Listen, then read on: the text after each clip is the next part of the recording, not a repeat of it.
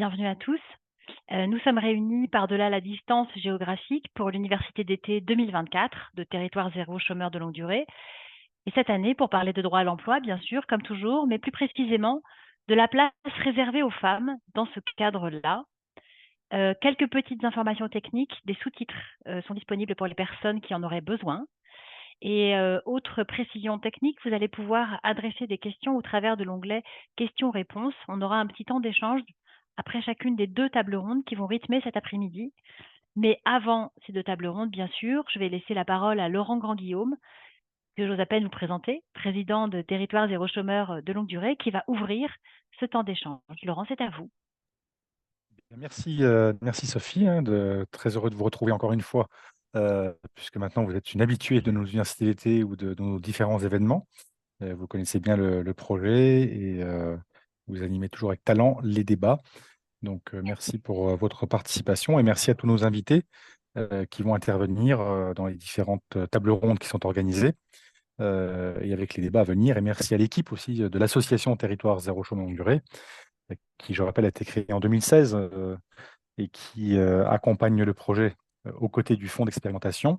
Nous sommes un peu, on pourrait dire, le poil à gratter, des pouvoirs publics puisque nous, comment dire? Nous intervenons régulièrement, dans notre rôle pour, sensibiliser les acteurs, publics notamment et territoriaux aux projets, aux difficultés que nous rencontrons car nous expérimentons et comme nous expérimentons par nature, parfois on se trompe, souvent on réussit, ça c'est la bonne nouvelle, et on corrige, de ce que nous faisons et donc l'université d'été qui a été créée maintenant il y a plusieurs années, heu, est faite, si vous voulez, pour, nous apporter un éclairage sur des sujets que l'on traite au quotidien, mais pour lesquels on veut prendre du recul en invitant des experts, des expertes de ces questions, pour pouvoir aussi, permettre à tous les acteurs des territoires. Je rappelle qu'il y a près de 80 territoires qui expérimentent en France, donc ça fait beaucoup de monde mobilisé et donc ça intéresse chacun de pouvoir, trouver des sources d'inspiration sur les problématiques que nous rencontrons et dans l'une des problématiques que nous rencontrons, c'est bien sûr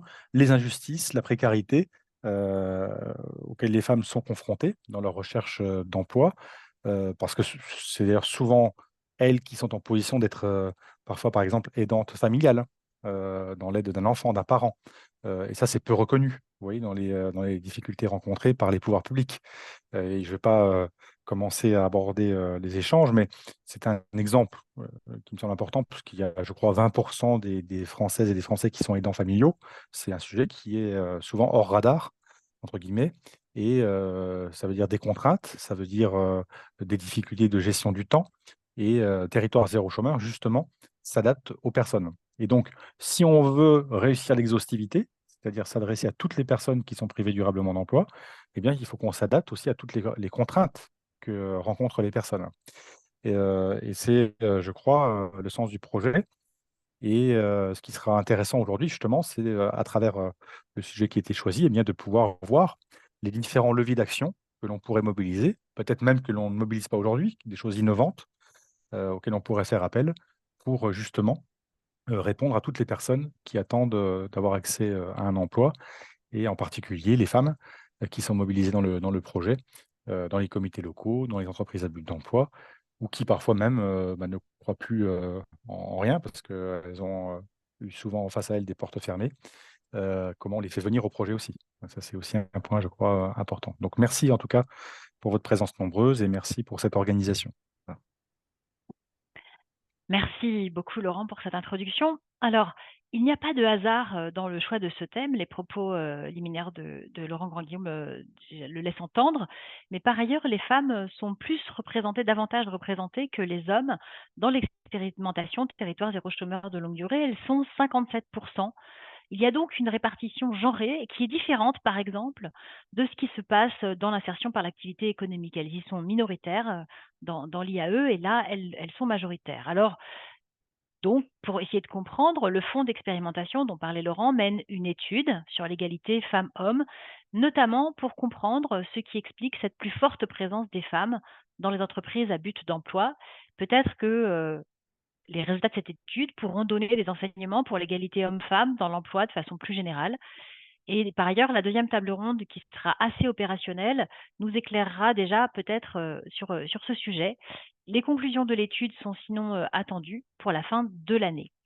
On va commencer, avec la première table ronde qui, interroge malicieusement: «Est-ce que le droit à l'emploi est réellement universel?» Autour de notre table ronde virtuelle pour en discuter, on a réuni Territoire zéro chômeur a réuni Claire Dessein, qui est vice-présidente de l'association Femmes pour le dire, Femmes pour agir, Anouk Manez, qui est sociologue du travail et du genre et qui est aussi ingénieure de recherche à l'université Picardie Jules Verne, et puis Clément Vieder, il est chargé de mission au bureau de l'égalité entre les hommes et les femmes dans la vie professionnelle, au service des droits, des hommes et de l'ég j'ai voilà, c'était évident, au service des droits des femmes et de l'égalité entre les hommes et les femmes, ça fait beaucoup trop de choses à dire. C'est au ministère en charge de ces questions et de la lutte contre les discriminations. On commence avec vous, si vous voulez bien, Anouk Manez. Depuis bientôt 30 ans, le taux de chômage des femmes est plutôt inférieur à celui des hommes. Mais est-ce que c'est vraiment une bonne nouvelle ou est-ce que ça cache quelque chose? Alors bonjour, merci pour l'invitation.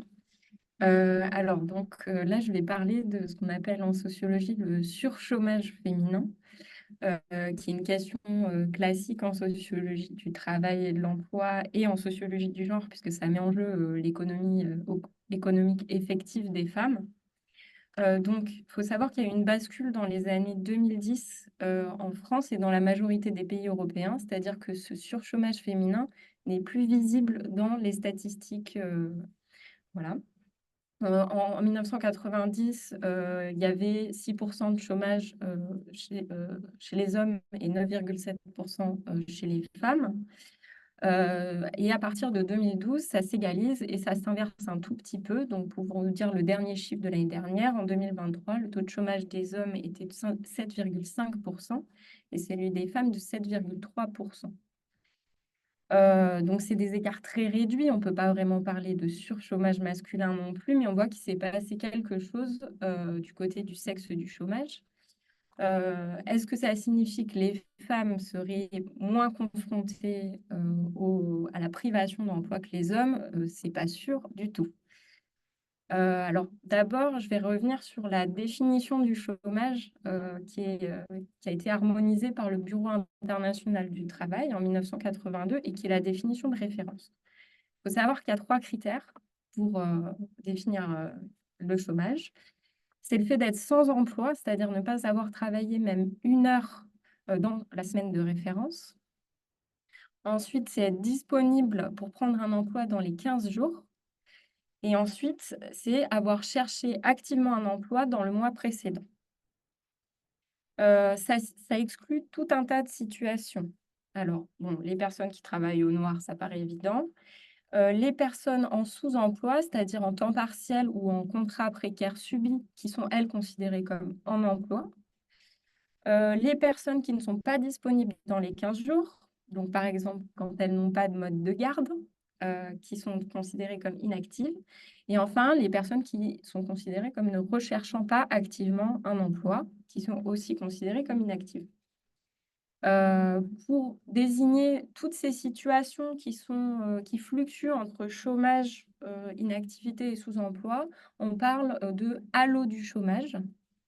C'est un concept qui a été forgé dans les années 90. Et ce halo du chômage a toujours compté une majorité de femmes. Plus on s'éloigne du chômage, on va dire officiel, plus on rencontre de femmes. Donc là, aujourd'hui, on a restreint le sens de ce terme halo du chômage à tout ce qui concerne les situations d'inactivité proches du chômage. Et on le distingue du sous-emploi. Donc, c'est des personnes qui travaillent, mais qui voudraient un autre emploi, par exemple à temps plein ou en CDI. Bon. Ce sous-emploi, il est repérable dans un autre chiffre qui est moins restrictif que la définition du BIT, là, que j'ai dite tout à l'heure. C'est les inscrits à Pôle emploi, donc les demandeurs d'emploi en fin de mois. Vous avez la catégorie A, qui est la plus proche de la définition du BIT, mais vous avez aussi les catégories B, C et E. Donc, c'est les demandeurs d'emploi qui travaillent. Et là, on voit qu'il y a une majorité de femmes parmi ces demandeurs d'emploi qui travaillent. Et aussi, chose importante, la part de ces catégories parmi les demandeurs d'emploi, elle augmente fortement du fait de la précarisation du marché du travail. Euh, les femmes, elles sont fortement touchées par le sous-emploi, en particulier via le travail à temps partiel, qui concerne un tiers des femmes en emploi en France. C'est la forme d'emploi la plus sexuée qui existe. Elle est en forte hausse donc depuis les années 80. Il y a eu des politiques d'incitation explicites au développement de ces emplois. Alors, on peut évidemment avoir l'argument du temps partiel choisi par les mères de famille, hein, qui représentent une petite partie en fait de ces emplois, notamment dans les administrations publiques. Mais ça peut être balayé assez vite statistiquement, puisque en fait, ce sont chez les moins de 25 ans et les plus de 54 ans qu'on trouve le plus haut pourcentage de femmes travaillant à temps partiel. Donc en fait, ça ne concerne pas en majorité des femmes qui sont en charge d'enfants en bas âge. Le temps partiel, il est le plus souvent imposé à l'embauche par l'employeur et il est concentré dans certains métiers très féminisés et peu qualifiés, en horaire décalé le plus souvent. Donc, vous avez les vendeuses, les caissières, les employés du nettoyage, du ménage, les assistantes maternelles, les aides à domicile, etc. Donc, ces femmes-là, une bonne partie peuvent être considérées en sous-emploi parce qu'elles souhaiteraient, par exemple, un emploi à temps plein ou en tout cas mieux rémunéré, puisqu'à temps partiel, salaire partiel, comme on le sait. Autre point là-dessus, il y a une enquête récente qui montre que le service public de l'emploi encourage la prise de poste à temps partiel via les algorithmes et le travail de certains conseillers et conseillères. Donc ça, c'est un point de vigilance à avoir. Autre point qui concerne les contrats aidés. Il faut savoir que ça a énormément touché des femmes, notamment de classe populaire âgées. Il y a eu une forme de plan social silencieux à partir de l'élection d'Emmanuel Macron en 2017. En gros, il y a eu un revirement de stratégie dans la politique de l'emploi et il a annoncé que la priorité serait donnée à la formation et l'accompagnement des jeunes diplômés vers le secteur privé. Il y a eu un non-renouvellement de nombreux contrats la même année, une forte baisse des embauches en 2018, et même s'ils ont été remobilisés suite à la crise sanitaire, sans atteindre le volume précédent, ils sont désormais plus ciblés vers les jeunes. Et donc, même si c'était des emplois souvent à temps partiel aussi, et voilà, assez peu rémunérateurs, ça donnait quand même un statut à beaucoup de femmes et une activité.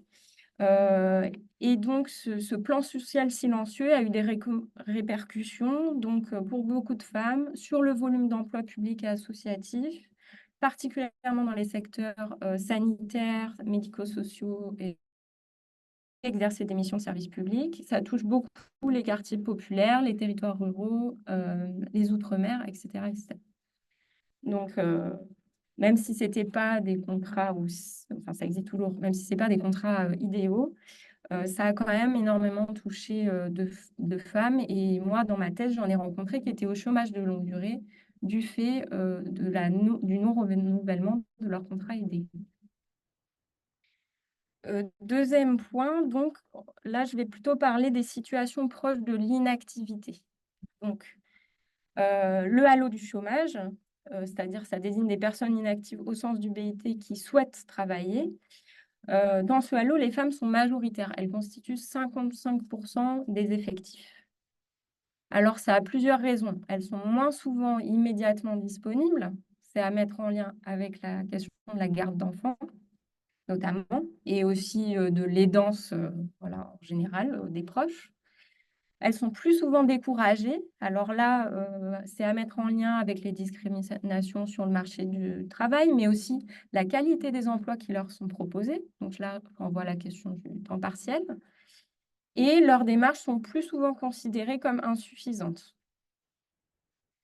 Plus généralement, le retrait du marché de l'emploi, même en France où l'activité féminine, elle est plutôt élevée, ça reste plus acceptable pour une femme que pour un homme, hors période d'études et de retraite. Et on a donc souvent un choix de l'inactivité contraint par l'assignation aux soins aux proches, notamment. Les hommes, ils modifient toujours peu leur comportement d'activité lorsqu'ils ont des enfants. Donc, parmi les inactifs au sens du BIT, 7% des hommes, ils disent l'être pour des raisons familiales, contre 54% des femmes.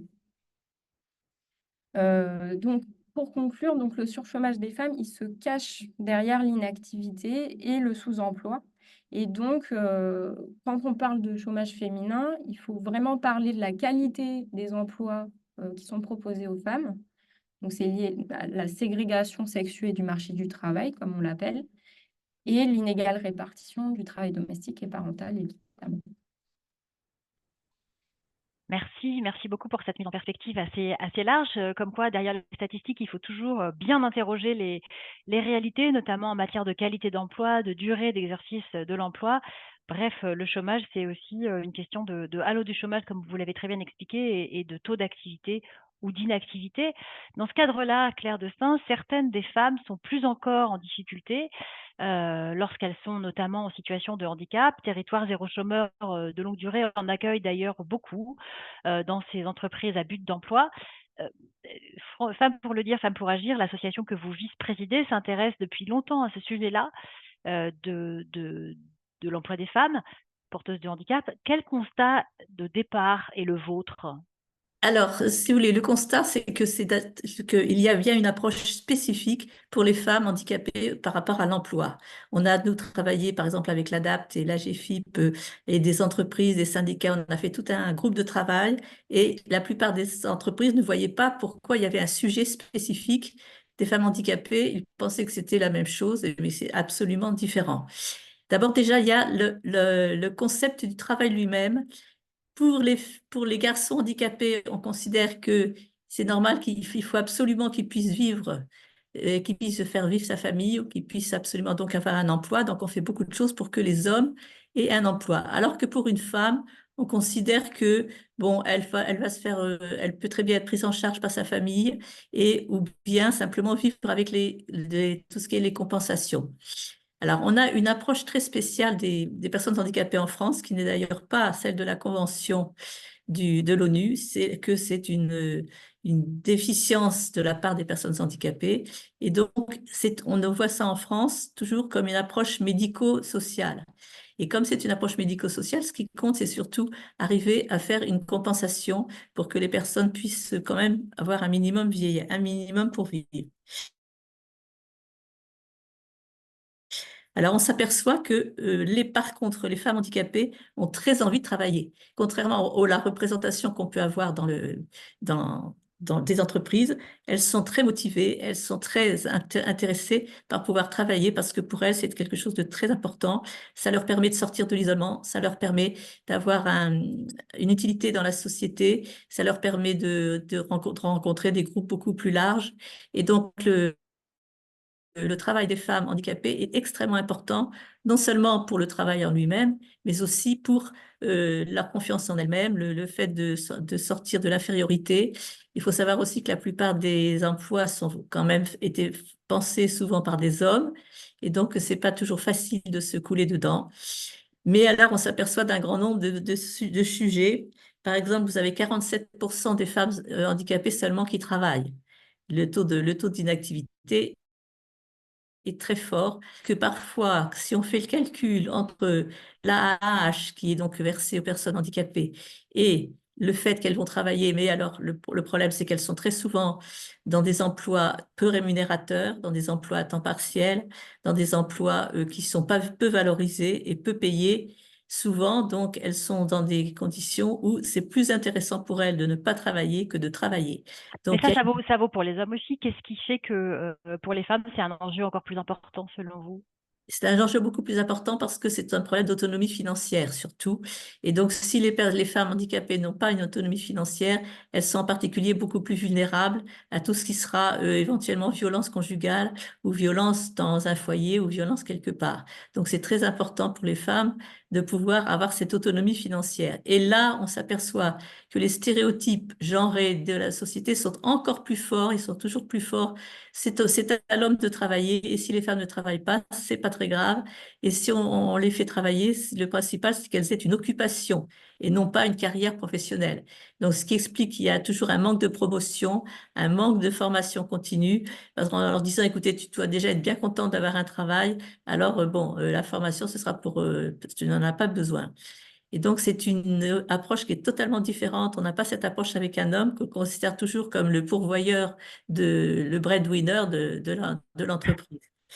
Alors, donc, les femmes sont très souvent en temps partiel, hein. 47% des femmes qui travaillent sont en temps partiel, donc c'est énorme. Alors, c'est vrai qu'il y en a qui sont parfois demandées, mais il y en a aussi qui ne sont pas choisies. Alors, il faut savoir qu'elles ont une triple vie. Il y a non seulement la vie professionnelle, il y a la vie personnelle, mais il y a la vie des soins aussi, qui prend souvent beaucoup de temps pour ces personnes. On s'aperçoit aussi que les femmes, bien qu'elles soient, on a parfois du mal à leur faire suivre des études parce qu'il y a des parents qui ont peur, en particulier des violences, et donc de les laisser dans des internats. Mais on s'aperçoit quand même que les femmes sont plus diplômées que les hommes. Donc, il y en a plus qui atteignent plus loin que le bac, hein, parce que sinon, c'est 67% des personnes handicapées qui vont jusqu'à 16 ans uniquement et qui ont un BEPC ou l'équivalent. Et donc, ces femmes qui même sont plus diplômées que les hommes, ça ne les aide pas à trouver un meilleur emploi. Et donc, il n'y a pas de cohérence, en fait, entre la formation et les diplômes qu'ont les femmes et l'emploi qu'on leur donne. C'est toujours, on lui donne un emploi, voilà ce qu'il faut, donc déjà qu'elle doit être bien contente. Et c'est totalement différent. Donc, il n'y a pas toujours l'idée de donner des formations, de faire avoir une carrière professionnelle ascendante, d'avoir des promotions, d'avoir un certain nombre d'avantages, de pouvoir changer, avoir une vraie carrière professionnelle. Et alors, c'est difficile à chiffrer, mais est-ce qu'on peut parler aussi d'une forme d'autocensure qui est quand même assez classique chez nombre de femmes? Est-ce qu'elle serait renforcée chez celles qui sont porteuses de handicap par ailleurs? Tout à fait. Alors, effectivement, on arrive à une autocensure encore plus grande parce qu'elles ont complètement intériorisé qu'elles sont en fait une gêne, elles ont honte de leur handicap et elles pensent que c'est une gêne. Et il y en a beaucoup qui d'abord méconnaissent leurs droits et d'autre part, elles considèrent que si elles demandent des aménagements de poste pour pouvoir continuer leur travail, elles ont l'impression que c'est presque quelque chose qu'elles quémandent, alors que c'est un droit qu'elles ont d'avoir un aménagement de leur poste de travail. Et donc, elles ont l'impression qu'elles sont une gêne et qu'elles sont gênantes pour l'entreprise. Donc, il y a toujours cette autocensure sur un peu une honte, un petit peu l'idée aussi qu'elles sont différentes des autres et qu'elles sont un poids pour l'entreprise. Elles intériorisent tout ça, alors qu'au contraire, ce qui était à montrer, c'est qu'elles apportent quelque chose de très nouveau. Elles ont souvent des astuces, des expériences, des façons de voir qui sont très bénéfiques et pour tout le monde aussi dans l'entreprise. Qu'est-ce qu'il faudrait faire alors pour améliorer les choses, pour qu'il y ait une meilleure cohérence finalement entre le niveau diplôme et les emplois exercés, entre la volonté de travailler, le fait d'avoir un emploi, entre la volonté de faire carrière? Quelles sont les pistes que vous imaginez au sein Alors, de... il y a un certain nombre de pistes qui sont d'abord qu'il faudrait avoir des statistiques sexuées, parce que donc on a très peu. Donc moi, je suis obligée de vous faire aussi une approche qualitative parce qu'on a très peu de données sexuées. La plupart des données sur le personnes handicapées sont neutres, donc c'est les travailleurs handicapés. On ne parle pas des travailleuses handicapées. Et donc, on a beaucoup de mal à faire un tableau de bord. On a beaucoup de mal à voir les progrès, puisque si on n'a pas de chiffres, on ne peut pas comparer. Et également, ça c'est la première chose, c'est d'avoir des données statistiques genrées. Ça, c'est demandé d'ailleurs au niveau de toute l'Europe. Deuxièmement, la formation de toutes les personnes qui recrutent, qu'ils aient une formation sur le handicap et en particulier des difficultés des femmes handicapées qui en plus souvent ont des enfants. Donc il y a encore un sujet qui est important, qui est l'articulation de la vie privée, de la vie professionnelle et de la vie de loisirs. Également, chose très importante, c'est avant qu'une personne handicapée rentre dans une entreprise, c'est que l'équipe soit formée, l'équipe qui va être de l'équipe de ses collègues, qu'on les forme sur le handicap. Il faut ôter toutes les peurs qui sont liées au handicap en justement montrant, en dédramatisant et en montrant au contraire tout ce qu'elles vont pouvoir apporter à l'équipe de leurs collègues. Donc ça, c'est aussi un des points très importants, qui est la préparation en amont de la personne qui va arriver, qui est handicapée. Autre chose aussi, l'aménagement des postes. Donc, c'est souvent très difficile de négocier l'aménagement des postes. Pourtant, c'est une chose qui peut être faite avec les syndicats et également qui peut être demandée de façon tout à fait normale. Et donc, s'il n'y a pas ces aménagements de postes, il y a certaines personnes qui finalement se retirent de l'emploi. Et donc, on voit, et vous avez également des chefs d'entreprise qui poussent vers l'inactivité en disant, bah, de toute façon, tu ne gagneras pas moins en ayant l'AH ou avec les compensations que tu peux avoir comme possibilité. Et donc, allocation adulte handicapé. Hein. l'allocation du handicapé, qui est maintenant à 1016 € et qui maintenant n'est plus conjugalisée. Donc, elle est effectivement, autrefois, elle était liée au revenu du conjoint. Bon, maintenant, depuis cette année, donc, on a réussi à obtenir qu'il ne soit pas conjugalisé. Mais donc, si vous voulez, la différence entre le poste en temps partiel, dans des domaines précaires, dans des domaines où il y a peu de valorisation. Donc, c'est surtout les métiers du care, d'ailleurs, dans lesquels on envoie les personnes handicapées. Elles sont aussi envoyées elles n'ont pas toujours le choix de la filière qu'elles vont prendre. Souvent, on les envoie dans les mêmes genres de filières qui sont malheureusement pas les plus rémunératrices, comme dans les emplois du care et les emplois également de soins aux personnes. En fait, tout ce que vous nous décrivez, c'est globalement la situation des femmes en général, avec une espèce d'accentuation dès lors qu'il y a une Absolument. situation de handicap. Mais finalement, ce sont les mêmes problématiques, juste renforcées. Voilà, ce sont les mêmes problématiques qui sont renforcées et qui s'additionnent. Et en plus, quand même, une représentation de la société qui est une représentation négative. On voit toujours ça comme étant un état de faiblesse. On a peur qu'il y ait des absences. On a peur que la personne n'ait pas les capacités. Donc, il y a toute une charge mentale sur les personnes handicapées, alors qu'il y en a qui ont des capacités énormes. On a vu un petit peu avec les Jeux paralympiques. Vous voyez, on espère changer le regard, que ça va changer en voyant toutes les possibilités que peuvent développer les personnes handicapées. Souvent, elles sont encore plus motivées que les autres, elles s'impliquent encore plus fortement, et donc c'est souvent, au contraire, un avantage pour l'entreprise qui emploie des personnes handicapées. Merci Claire, on pourra vous poser des questions comme à Anouk Manez. Je rappelle que vous avez un onglet questions-réponses où vous pouvez adresser vos questions, vos commentaires, vos témoignages. En attendant de vous donner la parole à travers cet onglet-là, on va poursuivre nos débats avec Clément Vieser. D'abord Clément, est-ce que vous voulez bien réagir à ce que vous venez d'entendre finalement, avant qu'on parle de ce que vous pouvez mettre en place et de pourquoi on en est encore là? J'avais envie de vous entendre réagir à cette situation qui a été dépeinte de façon générale d'abord, puis pour les femmes porteuses de handicap ensuite. Voilà, quelle est la réaction de la personne que vous êtes, de là où vous êtes? Bonjour à toutes et à tous. Merci beaucoup pour l'invitation. Je suis très heureux de pouvoir intervenir. Moi, je rejoins totalement ce qui a été dit par nos deux intervenantes. On a beaucoup parlé du temps partiel, des freins et de ce que ça peut engendrer dans la carrière professionnelle des femmes. J'aurai l'occasion d'y revenir un petit peu plus tard. Et puis, bien sûr, sur le handicap, on a eu dernièrement des Jeux olympiques et paralympiques absolument fantastiques où justement on a mis en lumière tous ces athlètes. Et je pense qu'il faut vraiment qu'on surfe sur cette vague. Je crois que c'est le moment. On a une visibilité énorme par rapport aux personnes atteintes d'un handicap et je pense il faut vraiment qu'on continue sur ce chemin parce que vraiment j'espère qu'il y a eu une prise de conscience collective et que voilà, ça va durer dans le temps. On sait que voilà, il y a encore des choses à faire. Par exemple, les fauteuils roulants des personnes handicapées ne sont pas encore totalement remboursés. Ça, il faut que ça soit poursuivi. C'était une promesse du président de la République. Il faut que ça soit poursuivi. Et puis d'autres chantiers aussi d'accessibilité. Voilà, il faut vraiment qu'on continue sur cette position. Il ne faut pas s'arrêter là. Mais alors, en matière d'emploi, on a des lois sur la parité, y compris au plus haut niveau de la gouvernance des grandes entreprises d'ailleurs. On a un index sur l'égalité homme-femme qui a été lancé en 2018, dont on nous jurait qu'il y avait une obligation de résultat et pas seulement de moyens. Les entreprises ont d'ailleurs très souvent affiché souvent des notes faramineuses, elles ont toutes 90, 95, voilà. Pourquoi est-ce qu'on en est encore en train de se dire ça, que finalement en matière d'emploi, il y a une vraie inégalité homme-femme, alors que quelque part, on a l'impression qu'il y a un arsenal législatif assez complet? D'abord, est-ce Oui, que c'est votre impression que l'arsenal législatif est assez complet? Et ensuite, si oui, pourquoi est-ce qu'on en est encore là malgré tout, selon vous? oui, oui, vous avez tout à fait raison. Effectivement, durant les 50 dernières années, on a finalement assisté à une multiplicité des textes normatifs, hein, des textes législatifs, voire des décrets d'application. Et c'est vrai que bah, l'égalité professionnelle a fait l'objet de beaucoup de textes, tant au niveau européen que national d'ailleurs.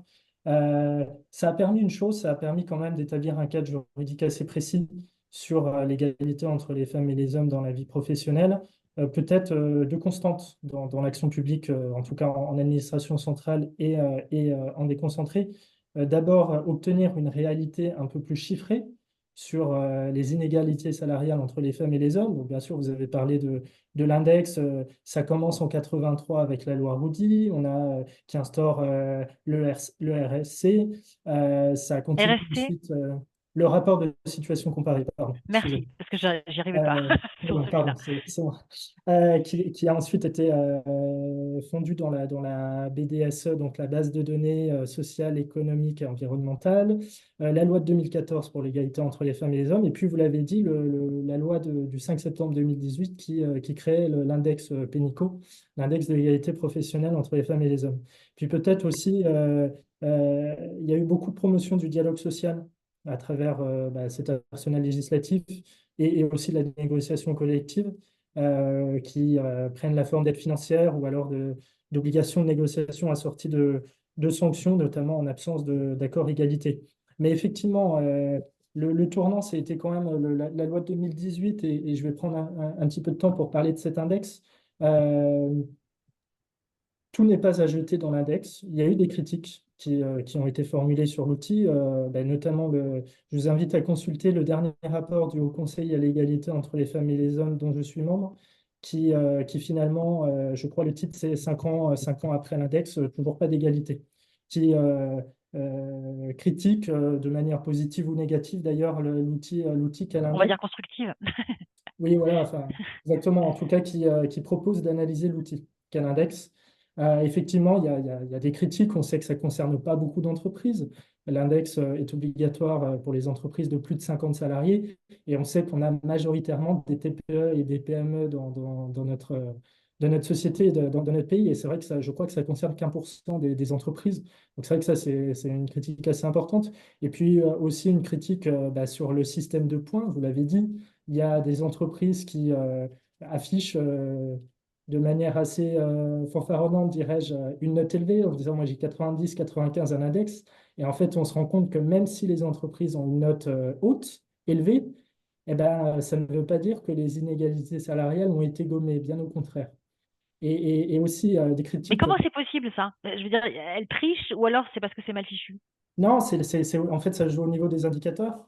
Ça Hmm. joue au niveau des indicateurs et justement, c'est aussi là la critique, c'est de dire, bah, vous pouvez avoir une bonne note, mais en fait, il y a des inégalités salariales qui sont persistantes parce qu'il y a juste le premier indicateur finalement qui calcule l'écart de rémunération entre les femmes et les hommes, et les autres indicateurs sont différents. Donc, par rapport à cet index, moi, je voulais aussi vous parler de la directive européenne sur la transparence salariale, qui a été adoptée le 10 mai 2023 par les organes de l'Union européenne. Moi, je dis que c'est une véritable bombe, ce texte. Je pense que ça va changer beaucoup de choses. Si vous voulez, on s'est rendu compte que face à la persistance de ces écarts de rémunération, c'est à peu près 13% d'écart de rémunération entre les femmes et les hommes en Europe, dans les pays de l'Union européenne. L'Union européenne a voulu renforcer le principe de l'égalité de rémunération entre les femmes et les hommes pour un même travail, en instaurant des indicateurs et surtout des obligations nouvelles. Alors, quelles sont ces obligations nouvelles que nous ne trouvons pas dans l'index? Mhm. D'abord, l'information d'un candidat à un poste sur la rémunération initiale ou sur la fourchette de rémunération. Aujourd'hui, quand vous postulez à un emploi, souvent l'employeur, les RH, vous demandent vos 3 derniers bulletins de salaire. Et du coup, au lieu de se fonder sur l'ancienneté, l'expérience, on se fonde sur votre salaire précédent. Et ça, forcément, ça crée des discriminations. Vous pouvez venir d'une petite association où vous n'étiez pas beaucoup payé parce qu'il n'y a pas beaucoup de trésorerie ou d'un grand groupe privé. Vous pouvez avoir le même temps d'ancienneté. Là, il va y avoir des discriminations. Donc ça sera obligatoire dans la transposition de cet outil. Ensuite, l'interdiction pour le recruteur de solliciter des informations sur la rémunération antérieure du candidat. Donc, ça fait suite finalement à ce que je viens de vous dire. Et puis surtout, ce qui est nouveau, c'est une fois par an, le droit pour tout salarié de recevoir par écrit des informations sur le niveau de rémunération individuelle et sur les niveaux de rémunération moyens ventilés par sexe, par catégorie de travailleurs. C'est-à-dire que chaque année, finalement, on pourra demander à l'employeur le niveau de rémunération de ses collègues. Et ça, pour nous, en France, on n'est pas... Il y a quand même un tabou par rapport à l'argent. Et bien ça, maintenant, le texte européen qui sera transposé normalement d'ici 2026 instaure cette obligation. Donc on voit que ça peut être amélioré et que ça va l'être. On a une idée un petit peu, ça a déjà commencé les débats pour la mise en application, la transposition? Non, pas encore, hein? Si, tout à fait. En fait, la première ministre de l'époque, Elisabeth Borne, a annoncé il y a à peu près un an, c'était mi-octobre 2023, le souhait du gouvernement de rénover l'index suite aux critiques qui ont pu être émises et finalement de transposer ce texte européen avant 2026. On a une obligation de transposer, enfin tous les pays de l'Union européenne ont l'obligation de transposer ce texte avant le 10 juin 2026. Et finalement, le gouvernement tablait sur 2025. J'avoue que tout a été remis en cause suite à la dissolution, vous l'imaginez bien. Je ne pourrais pas vous dire les délais parce que je ne sais pas du tout quand les travaux vont reprendre. En tout cas, nous, on avait commencé à travailler sur le projet de loi. Très bien, on va poursuivre avec d'autres idées qui peuvent être portées pour continuer d'améliorer les choses. Je précise juste pour la petite main levée qu'on ne prend pas d'intervention vocale. Il faut que vous mettiez vos questions dans l'onglet questions-réponses, pas dans la discussion, mais dans l'onglet questions-réponses. Autre piste d'amélioration, Clément, en dehors de cette transposition de directive dont vous venez de nous parler, c'est peut-être d'essayer de travailler sur le lien entre les politiques familiales et les politiques de l'emploi. Parce que très souvent, on l'a dit, les deux intervenantes précédentes l'ont explicité chacune à leur manière, il y a d'autres enjeux pour les femmes de garde d'enfants, etc. Et puis on va le voir aussi dans le deuxième temps de notre échange cet après-midi. Est-ce que ce serait imaginable, ça, de lier les politiques de l'emploi et les politiques familiales? Est-ce que c'est possible? Est-ce que c'est une utopie? Est-ce que ce serait une bonne piste, à votre avis? Oui, absolument. J'ai envie de vous dire, c'est ce vers quoi nous devons tendre. Parce que on a évoqué le temps partiel, effectivement. Peut-être d'abord vous indiquer, mais les constats sont connus, finalement, le poids important de la parentalité dans la carrière professionnelle des femmes.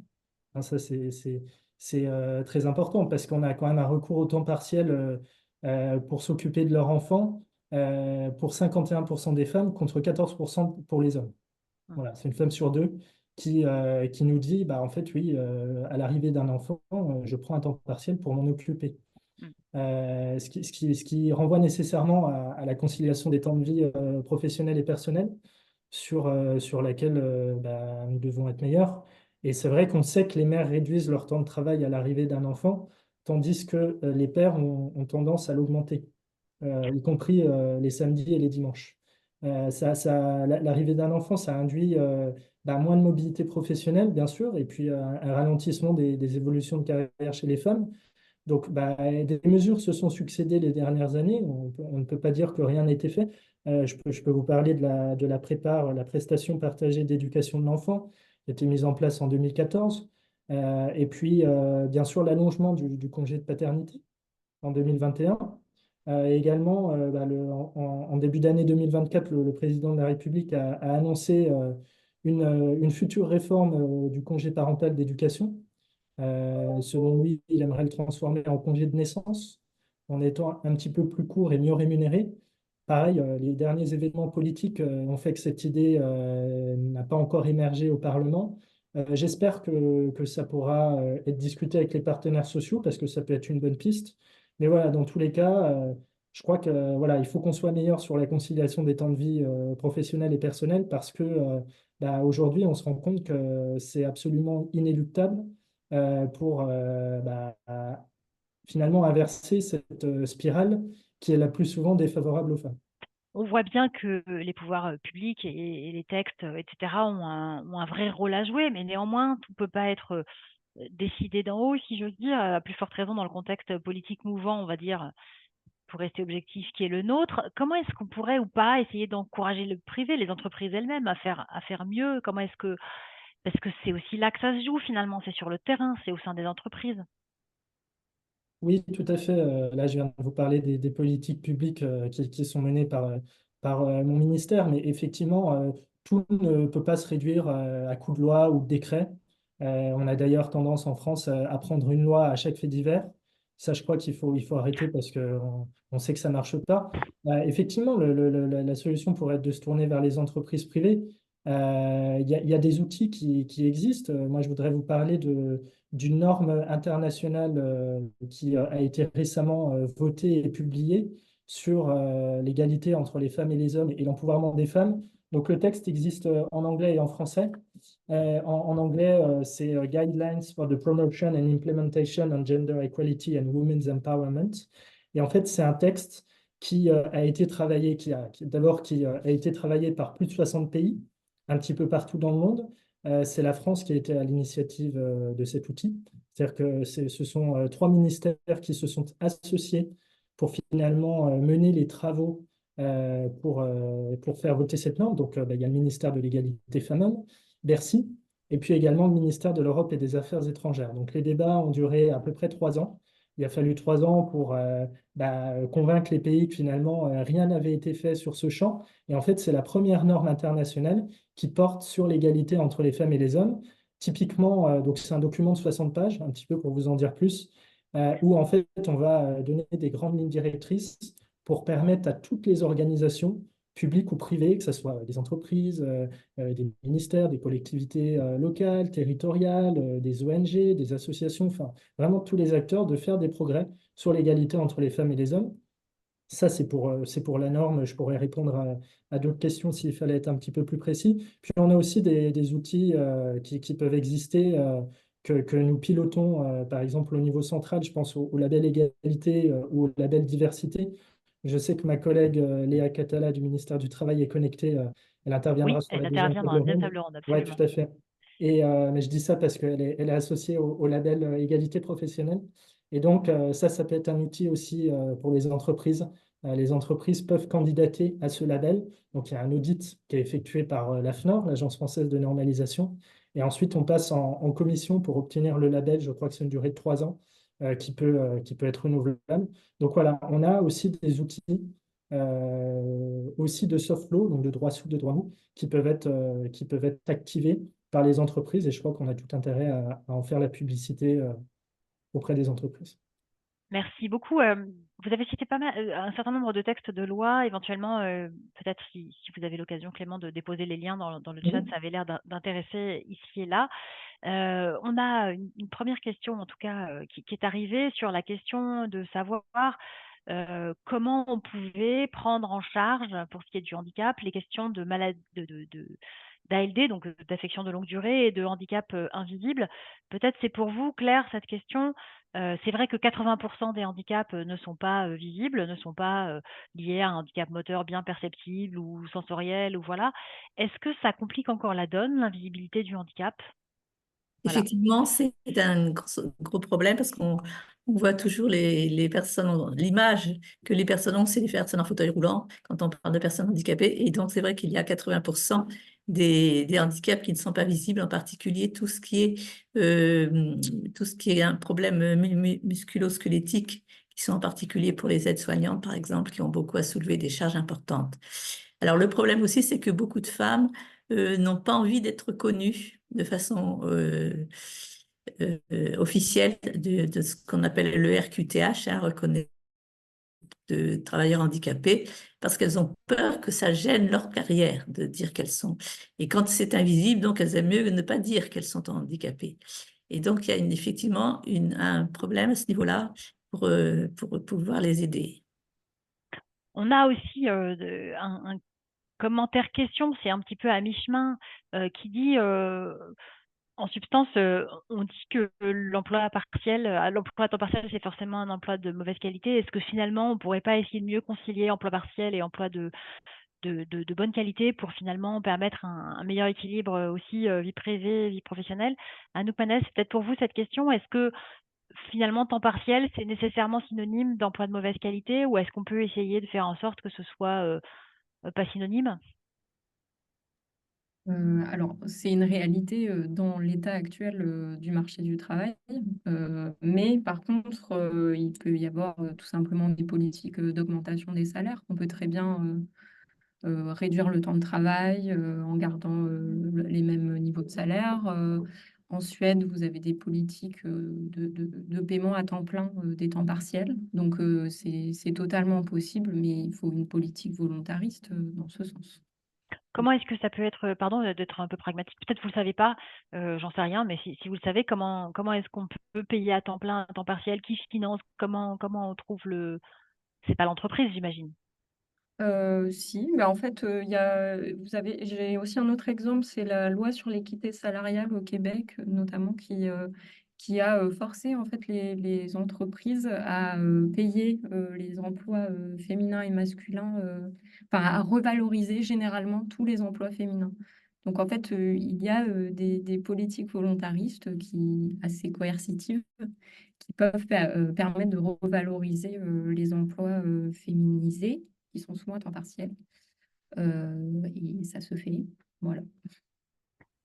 Il y a aussi, on l'a dit, plusieurs fois, pas forcément ici, mais un petit peu partout, des enjeux, liés au temps partiel qui fait qu'on est du coup pas forcément prioritaire pour l'accès aux crèches, pour l'accès aux cantines puisque, enfin, c'est un peu le serpent qui se mord la queue. Vous ne travaillez pas ou vous ne travaillez pas à temps plein, donc vous n'avez pas accès à la cantine parce que vous pouvez nourrir vos enfants. Mais du coup, si vous n'avez pas accès à la cantine, bah, vous ne pouvez pas prendre un emploi non plus. Comment est-ce qu'on peut essayer de sortir de ce cercle vicieux? Je ne sais pas comment le qualifier autrement. Je ne sais pas qui veut répondre à ça. Peut-être Clément Vieder, est-ce que vous y avez réfléchi, au ministère? Non, pas du tout. Ça a le mérite d'être clair. Je... Ça, vous saviez pas Non, quoi mais faire, ça vous donne un chantier supplémentaire. non, désolé, enfin, sur ce ton, on a tellement de choses à gérer.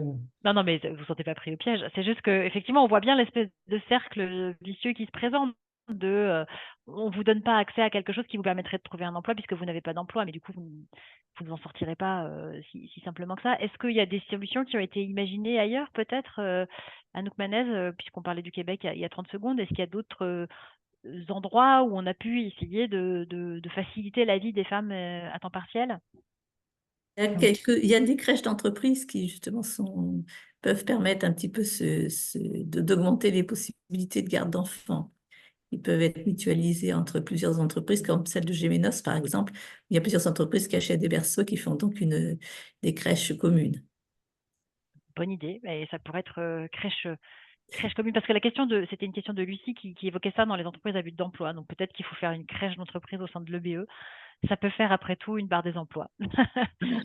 Et alors, c'est vrai que c'est aussi un sujet pour les femmes handicapées, c'est justement qu'elles puissent trouver des crèches qui soient accessibles et où elles puissent déposer leurs enfants parce que pour elles-mêmes, pour aller chercher du travail ou pour avoir un travail à temps plus complet, il leur faut également ces problèmes de garde d'enfants, hein, qui est aussi un des facteurs pour les aider à trouver du travail. Il y a également, si je puis me permettre, Allez-y, absolument. le problème des horaires décalés. J'ai rencontré beaucoup de femmes, du coup, les crèches, les horaires des crèches ne correspondaient pas à leurs horaires de travail. Les horaires très tôt le matin ou en soirée, en fait, elles sont obligées de se débrouiller avec leurs voisines, etc. Donc, l'extension des horaires des crèches, ça peut être intéressant aussi. Ouais.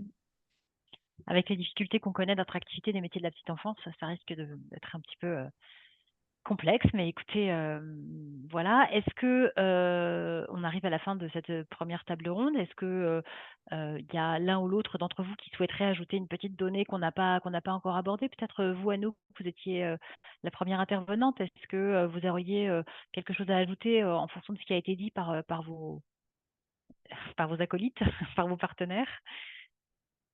Non, si ce n'est peut-être que vraiment, je pense que ne pas agir sur la précarité du marché du travail, enfin sur l'offre en fait de travail qui est faite aux femmes.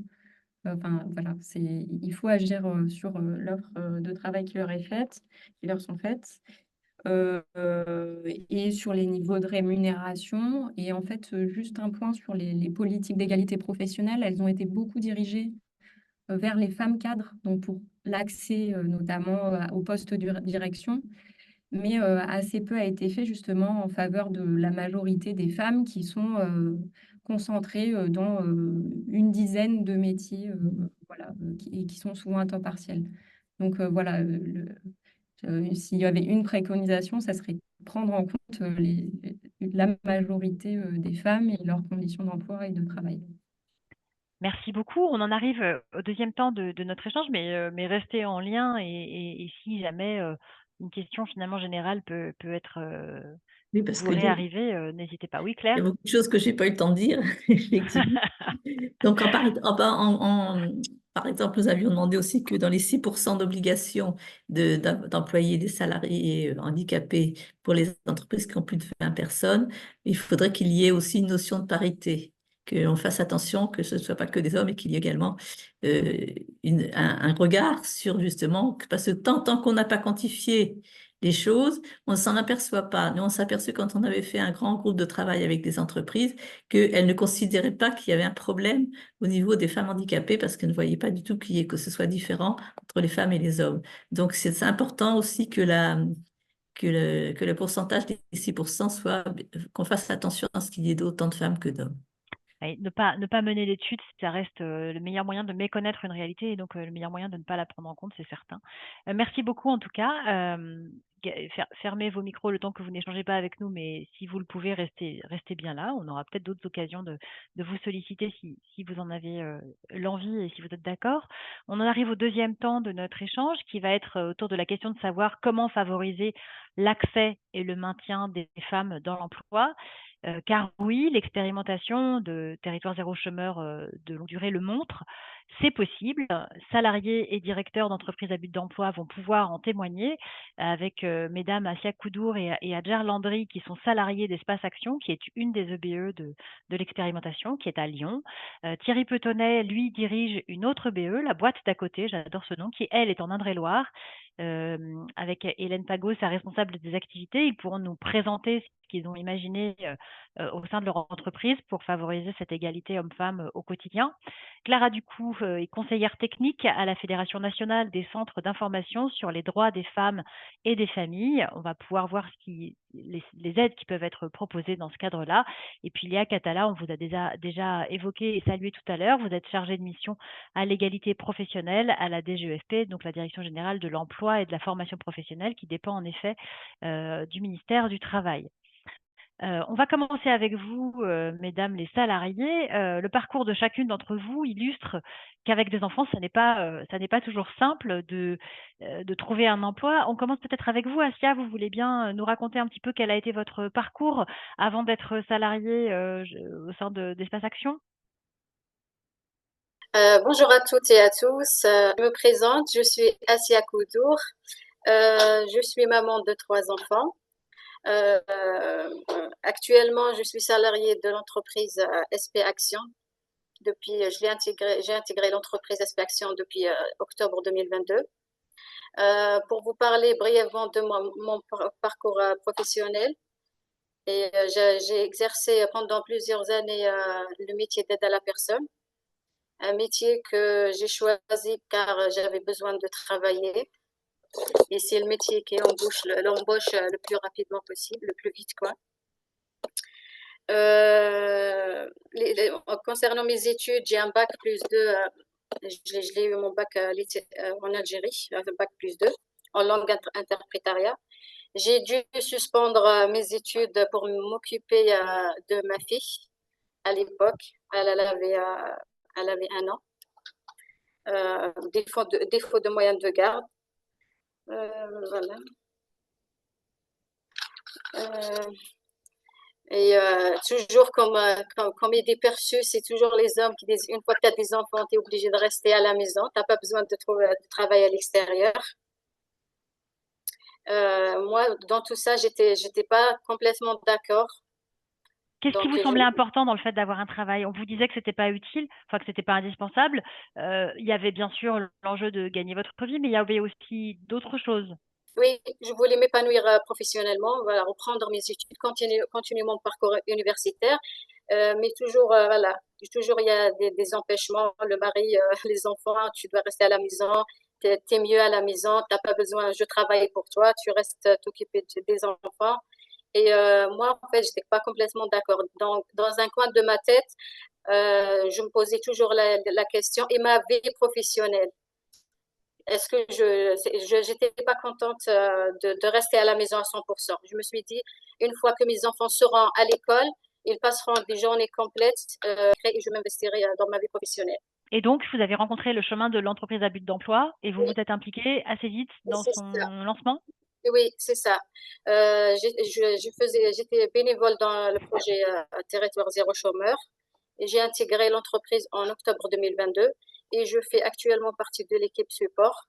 C'est un métier que j'aime, je fais le secrétariat. C'est des tâches c'est un métier que j'aime beaucoup par rapport à d'aide à la personne. Oui, Donc, c'est plus proche de votre formation initiale. Enfin, il y a plus une dimension proche de ce que vous aviez appris dans le cadre de vos études premières. oui, Et vous, Adjar, donc vous êtes collègue avec Asia. Vous aussi, vous avez d'abord vu grandir vos enfants et puis vous avez eu envie de trouver un poste. Oui, bonjour à tous. Donc moi, mon parcours, oui, effectivement, il ressemble un petit peu à celui d'Asia. Moi, à la fin de mes études universitaires, j'avais tenté d'intégrer le marché du travail sans succès. J'ai brodé un petit peu avec des cours particuliers pour étudiants, pour enfants, etc. Et puis sont venus les enfants. Donc j'ai 2 enfants. Euh, et, euh, et donc comme Asia, le jour où voilà, mon dernier enfant a pu intégrer l'école, j'ai voulu trouver une activité professionnelle. Et je me suis confrontée à la difficulté de un gros trou dans mon CV et le manque d'expérience professionnelle. Et quand vous avez entendu parler de cette entreprise à but d'emploi, vous avez proposé vos compétences et ça a été peut-être une façon de pouvoir remettre le pied à l'étrier, c'est-à-dire de partir de ce que vous saviez faire. Oui, tout à fait. L'idée, c'était d'utiliser cette opportunité comme un tremplin, pouvoir faire valoir par la suite une expérience professionnelle auprès d'autres entreprises. Autre chose qui vous a aidé toutes les deux à reprendre, ça a été de reprendre à temps partiel. Finalement, vous, au départ, c'était choisi de ne pas reprendre à plein temps. On va rester avec vous, Adjar, et puis on demandera son avis à Asia ensuite. Oui, c'est ça. J'ai commencé par un quasi mi-temps, en fait, parce que j'avais plus de presque 7 ans d'inactivité, du coup. Donc, le temps pour tout le monde, enfin, pour que je prenne moi mes marques, mais également la famille. Donc, ça a été vous imaginez un grand changement pour nous tous. Donc, voilà, ça m'a permis de reprendre en douceur.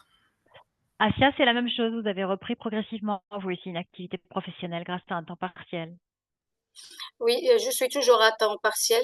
Et en fait, ça m'a permis en fait de voir est-ce que je me débrouille en tant que maman et en tant que salariée à l'extérieur. Donc, c'est vrai, quand on rentre à la maison, il y a un deuxième travail un deuxième métier, c'est d'être maman aussi. Donc, j'ai commencé à temps partiel et là, franchement, je compte évoluer et travailler les après-midi.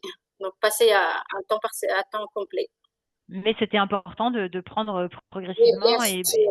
et pour habituer Oui, aussi la famille, c'est ce que dit très justement Adjar, c'est-à-dire qu'il faut à la fois se réhabituer soi-même, reprendre confiance, mais aussi que les gens qui vous entourent s'adaptent. J'avoue que je ne sais plus laquelle de vous deux m'a dit quelque chose que j'ai beaucoup aimé quand on a préparé cet échange. Une de vous deux m'a dit, ce qui est bien, c'est que ici, on m'appelle par mon prénom et on m'appelle pas maman.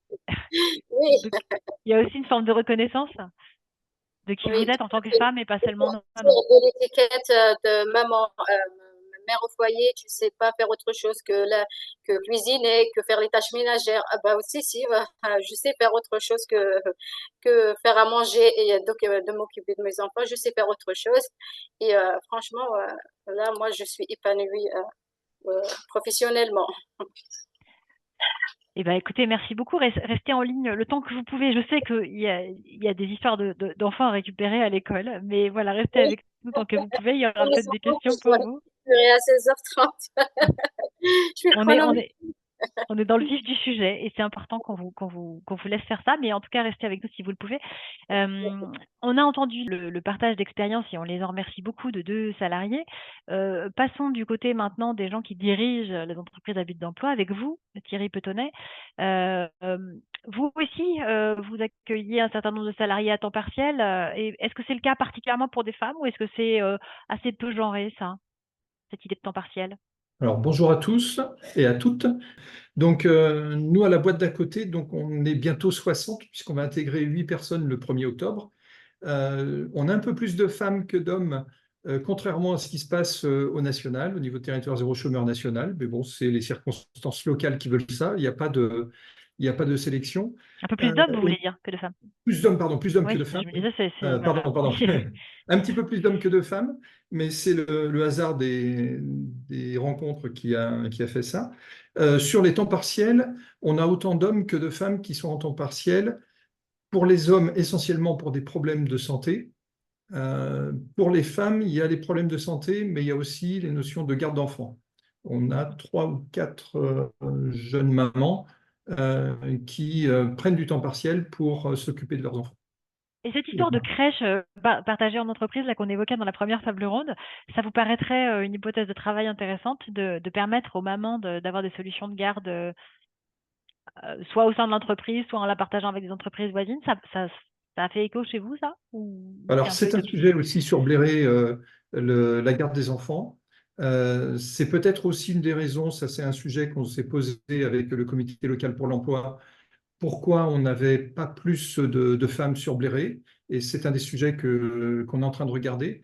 L'idée d'avoir une crèche, ça pourrait être une bonne idée. Après, c'est la mise en application qui est un peu plus laborieuse avec les contraintes législatives, etc. Mais ça peut être une solution, puisqu'il y a un manque de garde d'enfants de toute façon.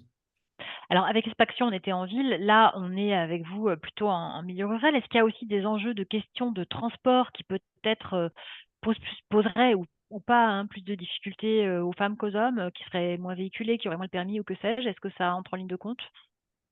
Ça, je crois pas, enfin, je pense pas, on ne l'a pas identifié comme tel, on ne l'a pas identifié comme un problème, plus pour les femmes que pour les hommes. On a le même sujet partout, donc on est en milieu rural, et la mobilité est un sujet, on a plus de 50% des salariés qui n'ont pas de permis ou qui ne peuvent pas se déplacer avec un véhicule. Mmh. Donc, je peux le formuler comme ça. Alors, une fois qu'ils sont là, vos salariés, vous avez mené un travail, la question s'adresse à vous deux, hein, c'est vous qui décidez de la façon dont vous répondez, mais en tout cas, vous avez mené un travail pour éviter que les métiers ne soient trop genrés, c'est-à-dire qu'il y ait forcément une orientation des uns ou des autres vers tel ou tel type de métier. Est-ce que vous pouvez nous expliquer ce que vous avez mis en place pour que ça ne se produise pas? Qui peut-être pourrait donner des idées à d'autres EBE ou même hors secteur territoire zéro chômeur. Alors, je vais essayer de ne pas monopoliser la conversation, enfin l'échange, mais Hélène a des problèmes de cordes vocales. Donc, on va Ah, essayer. C'est un sujet qu'on a essayé de travailler dès le départ parce que moi, c'était aussi un souhait de notre part. On avait pas mal échangé sur ce sujet-là. D'éviter de tout de suite rentrer dans les clichés de les femmes font le ménage et les hommes vont faire les activités physiques. Voilà. Et on avait un petit groupe de 20 personnes, à peu près équitable. Je ne sais plus combien il y en avait d'hommes et combien il y en avait de femmes. Mais tout de suite, on s'est dit, on va faire tous ensemble des tâches pour que tout le monde aussi se sente impliqué dans tout ce qui concerne le collectif. Donc le collectif, ça concerne le ménage, mais ça concerne aussi la salle de pause quand on mange, les sanitaires, et puis l'émission de qui fait quoi. Et donc rapidement, quand on construisait les activités, que ce soit pour le ménage mais ou autre, on essayait de mettre toujours un homme et une femme ensemble. Mhm. Voilà. Bon, après, c'est toujours sur la base du volontariat aussi. Donc le plus possible homme-femme, que ce soit déplacer un canapé ou pour aller livrer un canapé, on se met à plusieurs. Et là, très vite arrivent les remarques genrées, mais également de la part des femmes en disant on n'est pas capable de soulever un canapé. Et inversement, les hommes, quand on leur dit faut aller nettoyer les toilettes, ils partent plus facilement fumer une cigarette que de se mettre aux toilettes. Mais ce sont des choses qu'on a très vite réglées et chacun a sa paire de gants jaunes pour aller nettoyer les sanitaires. Et le canapé, on a appris à soulever un canapé, pas que pour les femmes, mais également pour les hommes, puisqu'on a beaucoup de personnes en situation de handicap avec un port de charge limité. Et donc, pour tout le monde, c'est la même règle qui s'applique. On se met à 4 ou 5 pour soulever un canapé, on a des dispositifs, etc. Et ce qui fait que tout le monde peut le faire. Et on enlève cette idée que c'est les hommes ou les femmes qui doivent faire telle ou telle mission. Et alors, vous veillez aussi en matière d'accès aux formations à ce que chacun et chacune puisse se former à des métiers qui ne sont pas forcément attendus. Vous me parliez de l'exemple de la couture, par exemple, où vous n'avez pas, comment dire, engagé que des femmes dans ce domaine.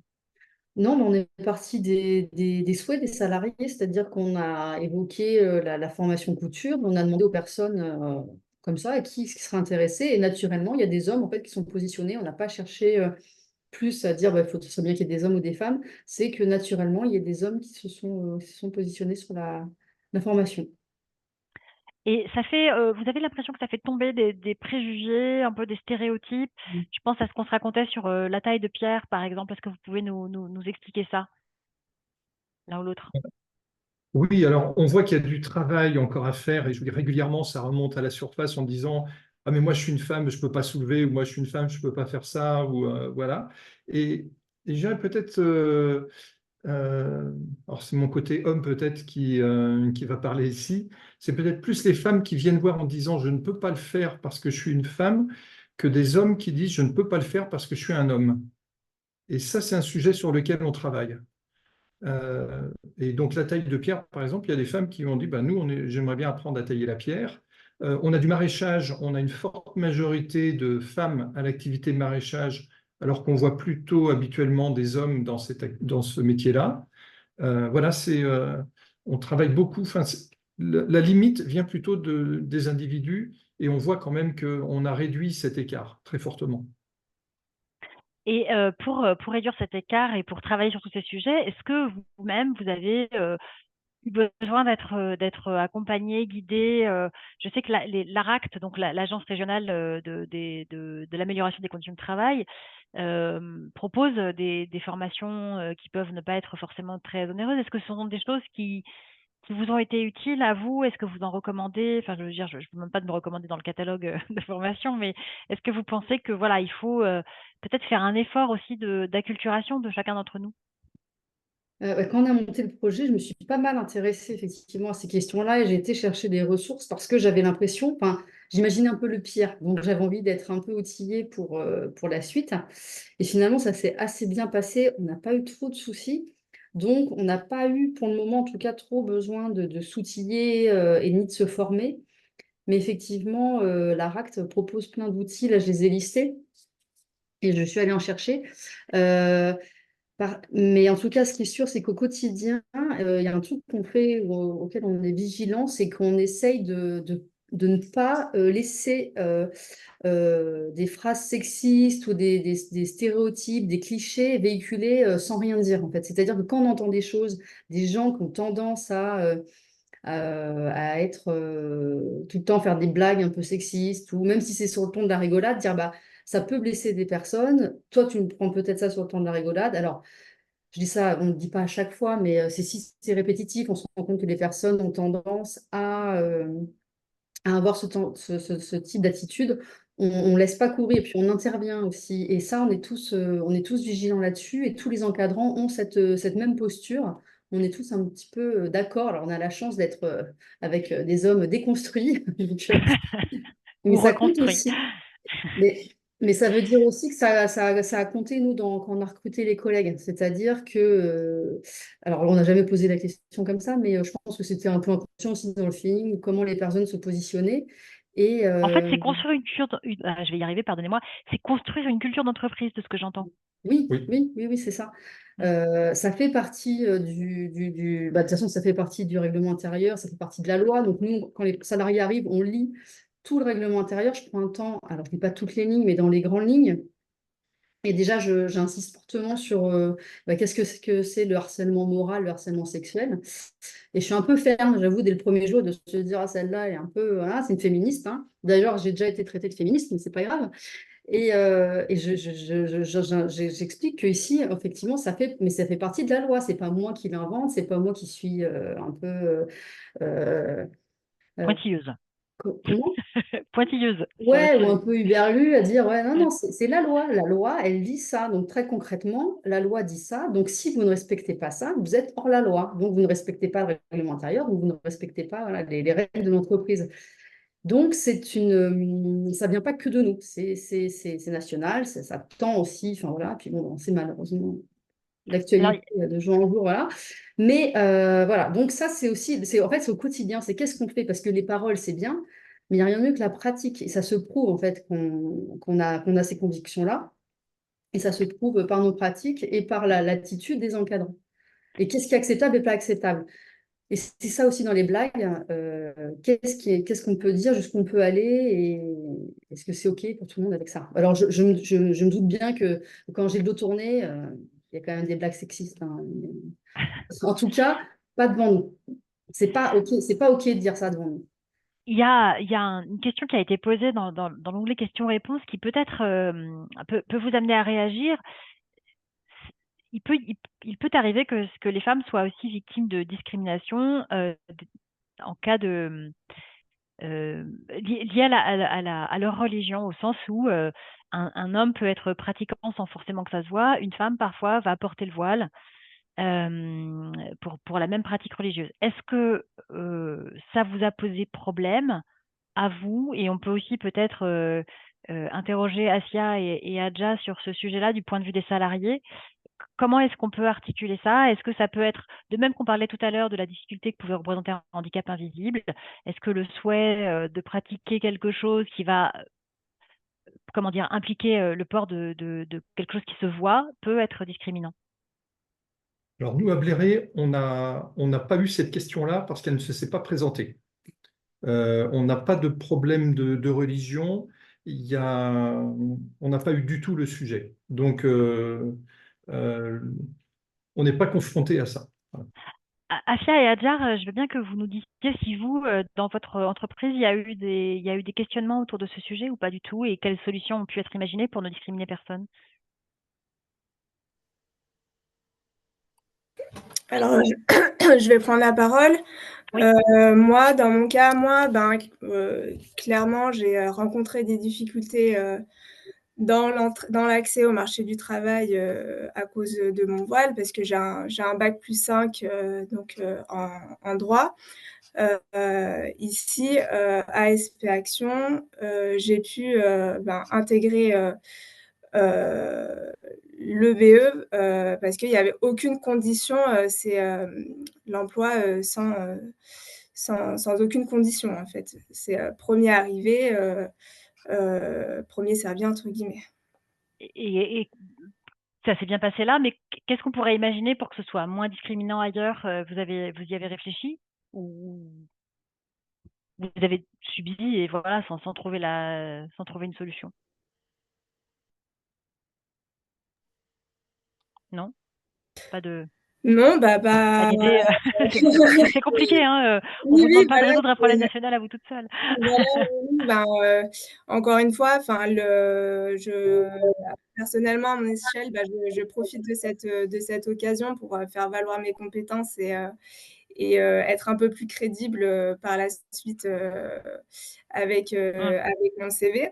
Parce que voilà, il y a plusieurs choses qui s'ajoutent. Donc, un gros trou dans le CV, manque d'expérience, port du voile, non à consonance étrangère. Donc, j'accumule beaucoup de choses, et puis je pense qu'Asia dira la même chose.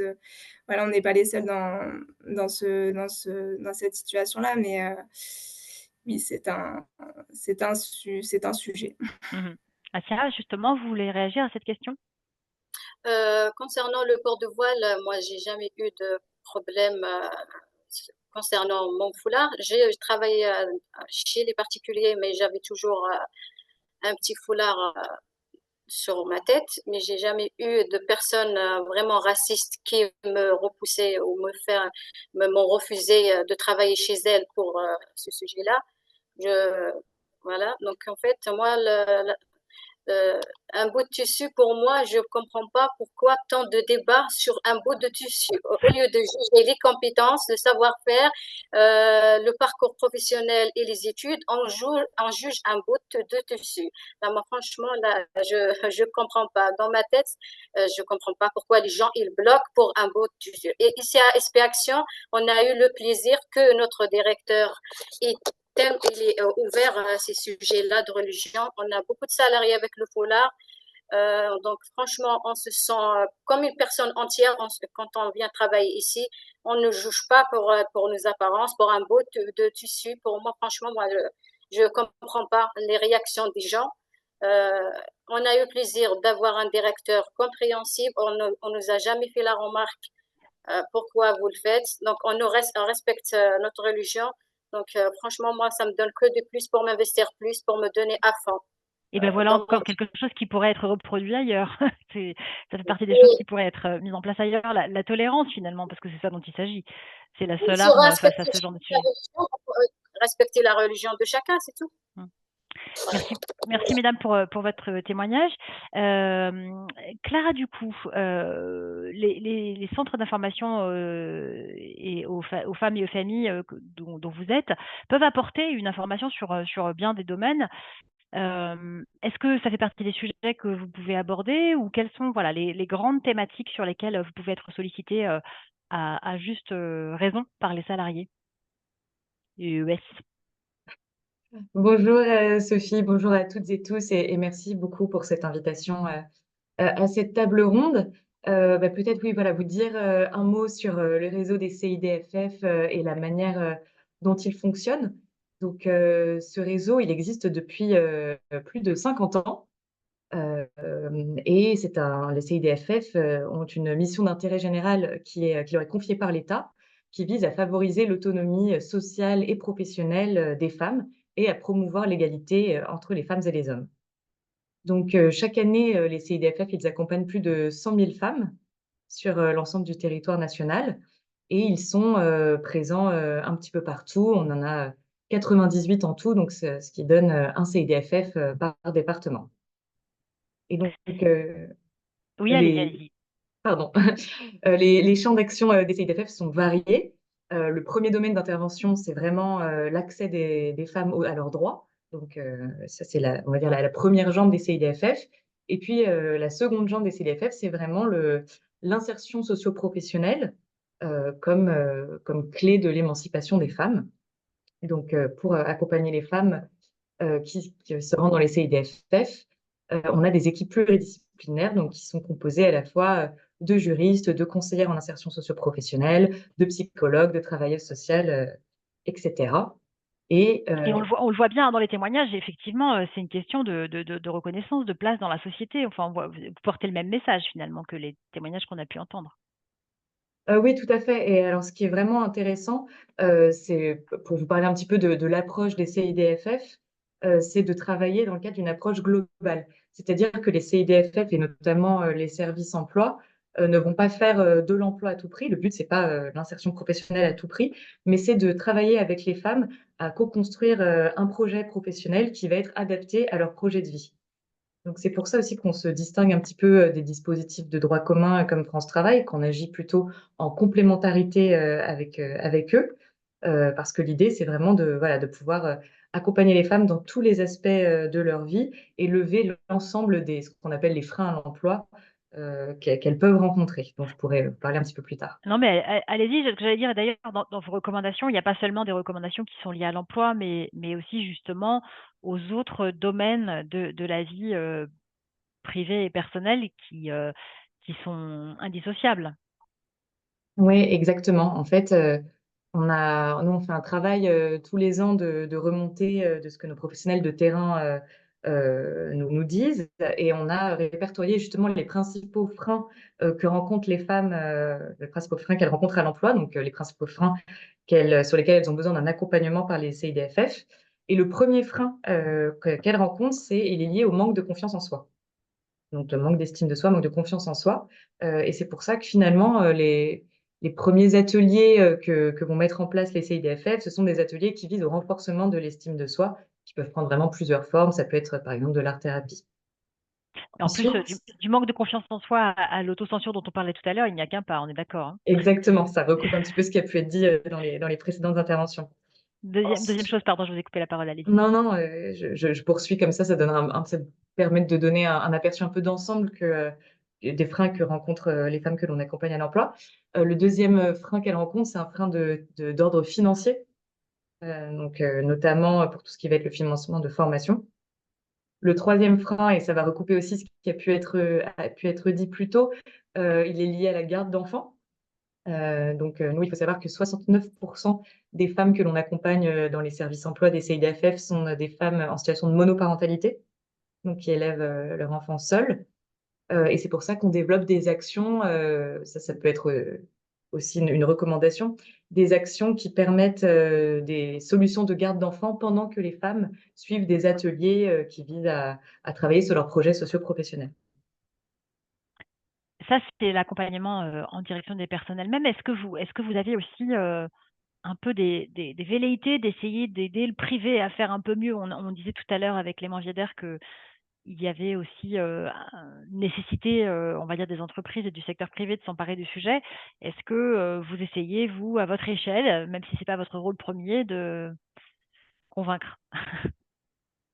Oui, alors il y a plusieurs choses qui ont été dites un petit peu plus tôt, notamment sur tout ce qui va être le renforcement de la mixité des métiers, la lutte contre les stéréotypes liés au métier. Avec les femmes, nous, on travaille notamment sur la question de l'élargissement des choix professionnels. Et puis, il y a un autre sujet qui n'a pas encore été évoqué et dont je voulais un petit peu parler, c'est tout ce qui va être de lutter contre les violences au travail. Donc c'est une obligation des entreprises de plus de 250 salariés depuis 2018, de lutter contre les violences sexistes et sexuelles. Mais nous, on accompagne les entreprises qui veulent s'engager, on va dire, encore plus loin dans la lutte contre les violences conjugales. Donc pour ça, on a mis en place un projet depuis 2021 qui s'appelle Violence au sein du couple, on en parle au travail, et qui vise à accompagner les entreprises dans la prise en compte de leurs salariés victimes de violences conjugales. Parce que quand on regarde un petit peu les chiffres aujourd'hui, on a une salariée sur 10 qui est victime de violences conjugales en France et plus d'un tiers d'entre elles qui en ont parlé au moins à une collègue. Donc tout ça, ça a des conséquences évidemment sur la productivité et le maintien dans l'emploi. Et donc c'est pour ça qu'on est vraiment très attentive au sujet de la lutte contre les violences, notamment conjugales, en entreprise. Et puis là aussi, ça fait écho à ce qu'on se disait tout à l'heure avec Claire Dessein qui pointait la nécessité d'avoir de d'autonomie financière pour justement éventuellement se sortir d'une situation complexe.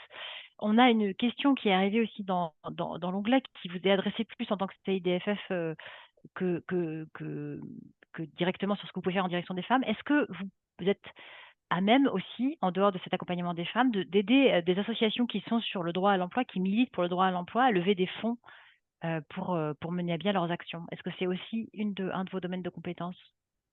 Alors non, ça va plutôt être la Fondation des femmes qui travaille sur ces sujets. Nous, en revanche, ce qu'on fait, c'est qu'on peut monter des consortiums avec d'autres associations pour répondre, par exemple, à des appels à projets.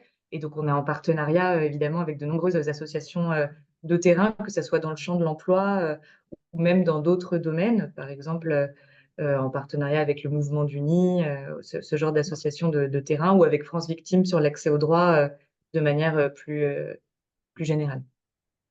Merci. On poursuit avec vous, Léa Catala, mais restez avec nous tous autant que vous pouvez, puisqu'il y aura peut-être d'autres questions qui vous seront soumises aux uns ou aux autres. Léa Catala, il y a bien deux enjeux, on le voit dans ce sujet d'accès à l'emploi pour les femmes, autant en termes d'accès aux emplois et aux formations que de lutte contre la ségrégation. Est-ce que c'est aussi votre impression? Oui, et puis je pense que c'est très pertinent de parler d'accès et de parler aussi de maintien, comme vous avez intitulé la table ronde, puisqu'il y a des enjeux aussi de parcours.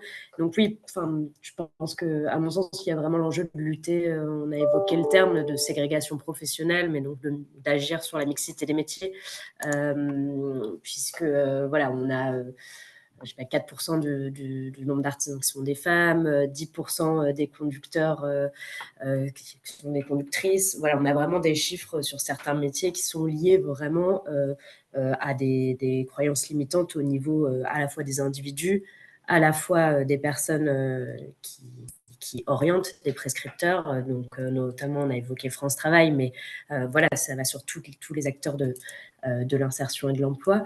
Et puis, derrière, le volet recruteur, hein, puisque donc, il y a vraiment ces enjeux de stéréotypes qui agissent sur les 3 niveaux. Or, la plupart des métiers ont évolué. Donc, il y a aussi des enjeux pour les entreprises, d'ailleurs, à faire valoir on parlait de comment mobiliser le privé, mais sur la question de la mixité des métiers, c'est aussi lié à la question des tensions de recrutement et de l'attractivité de leur métier. Aujourd'hui, chauffeur poids lourd, par exemple, il y a 4% de femmes dans ce métier, puisqu'on pense que c'est un travail qui est réputé physique. Or, aujourd'hui, ce sont les caristes chez l'expéditeur et le destinataire qui doivent effectuer la tâche de chargement. Donc, en fait, il n'y a plus ce volet forcément aussi physique qu'il ne pouvait y avoir auparavant. Et puis, peut-être un point aussi sur la mixité. Je pense que c'est un vrai enjeu aussi d'amélioration. Enfin, la mixité, elle amène aussi l'amélioration des conditions de travail et de la qualité de vie au travail, puisque de fait, voilà, on va faire appel à un ergonome et retravailler l'adaptabilité des postes, retravailler même parfois des équipements vestimentaires pour favoriser la mixité, mais c'est aussi des mesures qui vont bénéficier aux hommes salariés, en fait. Puisque si on analyse les risques professionnels et qu'on les réduit pour les femmes, on les réduit également pour les hommes. Vous parliez de porter le canapé, mais voilà, vous parliez de salariés finalement hommes qui étaient aussi en difficulté parfois pour porter le canapé. Donc voilà, c'est vrai qu'il y a un enjeu de lutte contre la ségrégation professionnelle. Je reviendrai peut-être après sur voilà, quelques pistes d'action, en tout cas qui sont menées. Oui, et puis, notamment... Oui, pardon, allez-y, je ne voulais pas vous couper la parole, excusez-moi. Non, pas de souci, mais puis sur voilà, l'enjeu de l'accès à la formation professionnelle, à la fois pour remobiliser certaines personnes, mais à la fois pour faire face aussi aux mutations économiques, aux reconversions professionnelles, au maintien dans l'emploi. C'est vraiment un enjeu de pouvoir y avoir accès. Et là, on a parlé de cumul de difficultés ou de discrimination multiples. On est encore face, par rapport à la formation professionnelle, et des vraies difficultés dans les territoires ruraux d'accès à l'offre de formation, des vraies difficultés au niveau de la garde d'enfants, puisque voilà, sur les horaires de formation qui peuvent être un petit peu plus longs que les horaires d'école. Donc il y a un vrai enjeu, notamment qu'on travaille avec les centres AFPA, mais d'adaptation sur les horaires atypiques pour pouvoir avoir des gardes d'enfants au sein même des centres AFPA. Donc AFPA, pardon, qui sont des centres de formation professionnelle. Pour les adultes. Pour les adultes. C'est ça que ça abrège. C'est une vraie difficulté, l'accès à la formation pour les femmes. Je veux dire, oui, vous venez de le dire, mais je veux dire, c'est chiffré. Il y a des données qui sont alarmantes sur ce thème pour que vous... Oui, alors si on regarde toujours, c'est ça qui est intéressant, on a parlé des chiffres hein, et qu'il fallait un vrai travail de statistique. Nous, qu'on commence à mener, c'est vrai que c'était un peu un impensé, les statistiques sexuées dans les politiques de l'emploi par rapport à d'autres secteurs des politiques publiques. Mais pour le coup, sur les taux de formation, si on regarde le taux de formation global, les femmes et les hommes se forment à peu près de manière équivalente, puisque les femmes sont davantage présentes dans des secteurs comme l'administration, l'enseignement, la santé. C'est des secteurs où on se forme beaucoup en formation continue. Mais par contre, à caractéristiques d'emploi identiques, les femmes se forment beaucoup moins fréquemment. Et alors, le chiffre, mais je pourrais vous mettre aussi en lien l'étude de la DARES qui va en ce sens. Les chiffres sont encore plus alarmants, bien sûr, pour les personnes non diplômées, les employés, les ouvriers. Et d'autant plus, là, on voit un vrai écart qui se creuse après la naissance du premier enfant. Oui, c'est ce que au frein évoqué. C'est ce que disait aussi Anouk Manez tout à l'heure sur le sujet des de la moindre prise en compte des femmes autres que cadres. Ça se retrouve aussi au niveau de l'accès à la formation? Oui, tout à fait. Après, par plein de, enfin voilà, encore une fois, par aussi de l'autocensure, on l'a évoqué, mais aussi parce que voilà, il y a une moindre quand bien même il existe des solutions pour les entreprises qui pourraient se mobiliser sur des préparations à l'emploi, qui ont des aides aussi, donc mobiliser leurs OPCO, l'opérateur de compétences, ou dans les accords aussi qu'elles négocient sur la formation professionnelle, de pouvoir davantage négocier sur la question de l'égalité professionnelle. Il faut que les partenaires sociaux se saisissent aussi de ce sujet dans le cadre du dialogue social, pour que la formation continue bénéficie à toutes les échelles de la... mais c'est vrai qu'il faut quand même penser, c'est pas le tout de proposer les formations, il faut quand même du coup avoir en tête, d'où l'objectif d'être aussi formé et d'où l'importance d'organiser ce type d'événement. Voilà, il faut avoir en tête qu'on propose pas forcément des formations le soir ou le week-end ou sur des temps très longs. Enfin voilà, il y a aussi ça peut aussi être des freins aussi d'accès pour des salariés. Et alors, en matière d'accès à l'emploi, j'allais dire pur et dur, il y a ce qu'on appelle le service public de l'emploi, donc qui se compose de France Travail, des missions locales pour les plus jeunes, des Cap Emploi pour les personnes en situation de handicap. Tout ça forme le service public de l'emploi. Il y a des choses qui sont imaginées pour favoriser la mixité. Oui, je pense que ce qui est intéressant pour mettre un petit peu tous les acteurs, enfin, je parlais des 3 limites, enfin des 3 niveaux de stéréotypes sur les individus, les prescripteurs et les recruteurs. En fait, il y a ce qu'on appelle, enfin, tout le volet découverte des métiers qui est assez, qui commence à, enfin, pour agir aussi sur l'offre et pour permettre à chacun de se faire aussi une idée. Il y a le dispositif d'immersion professionnelle qui fonctionne en plus plutôt bien, puisqu'il y a une évaluation. Donc l'idée, c'est de passer 2-3 jours dans une entreprise sur un métier sur lequel on n'avait pas forcément les compétences préalables, ou on n'avait pas forcément le diplôme préalable, et sur un métier à prédominance masculine ou à prédominance féminine, plutôt, pour essayer de favoriser, voilà, montrer une autre image aussi du métier que celle qu'on a en termes de représentation.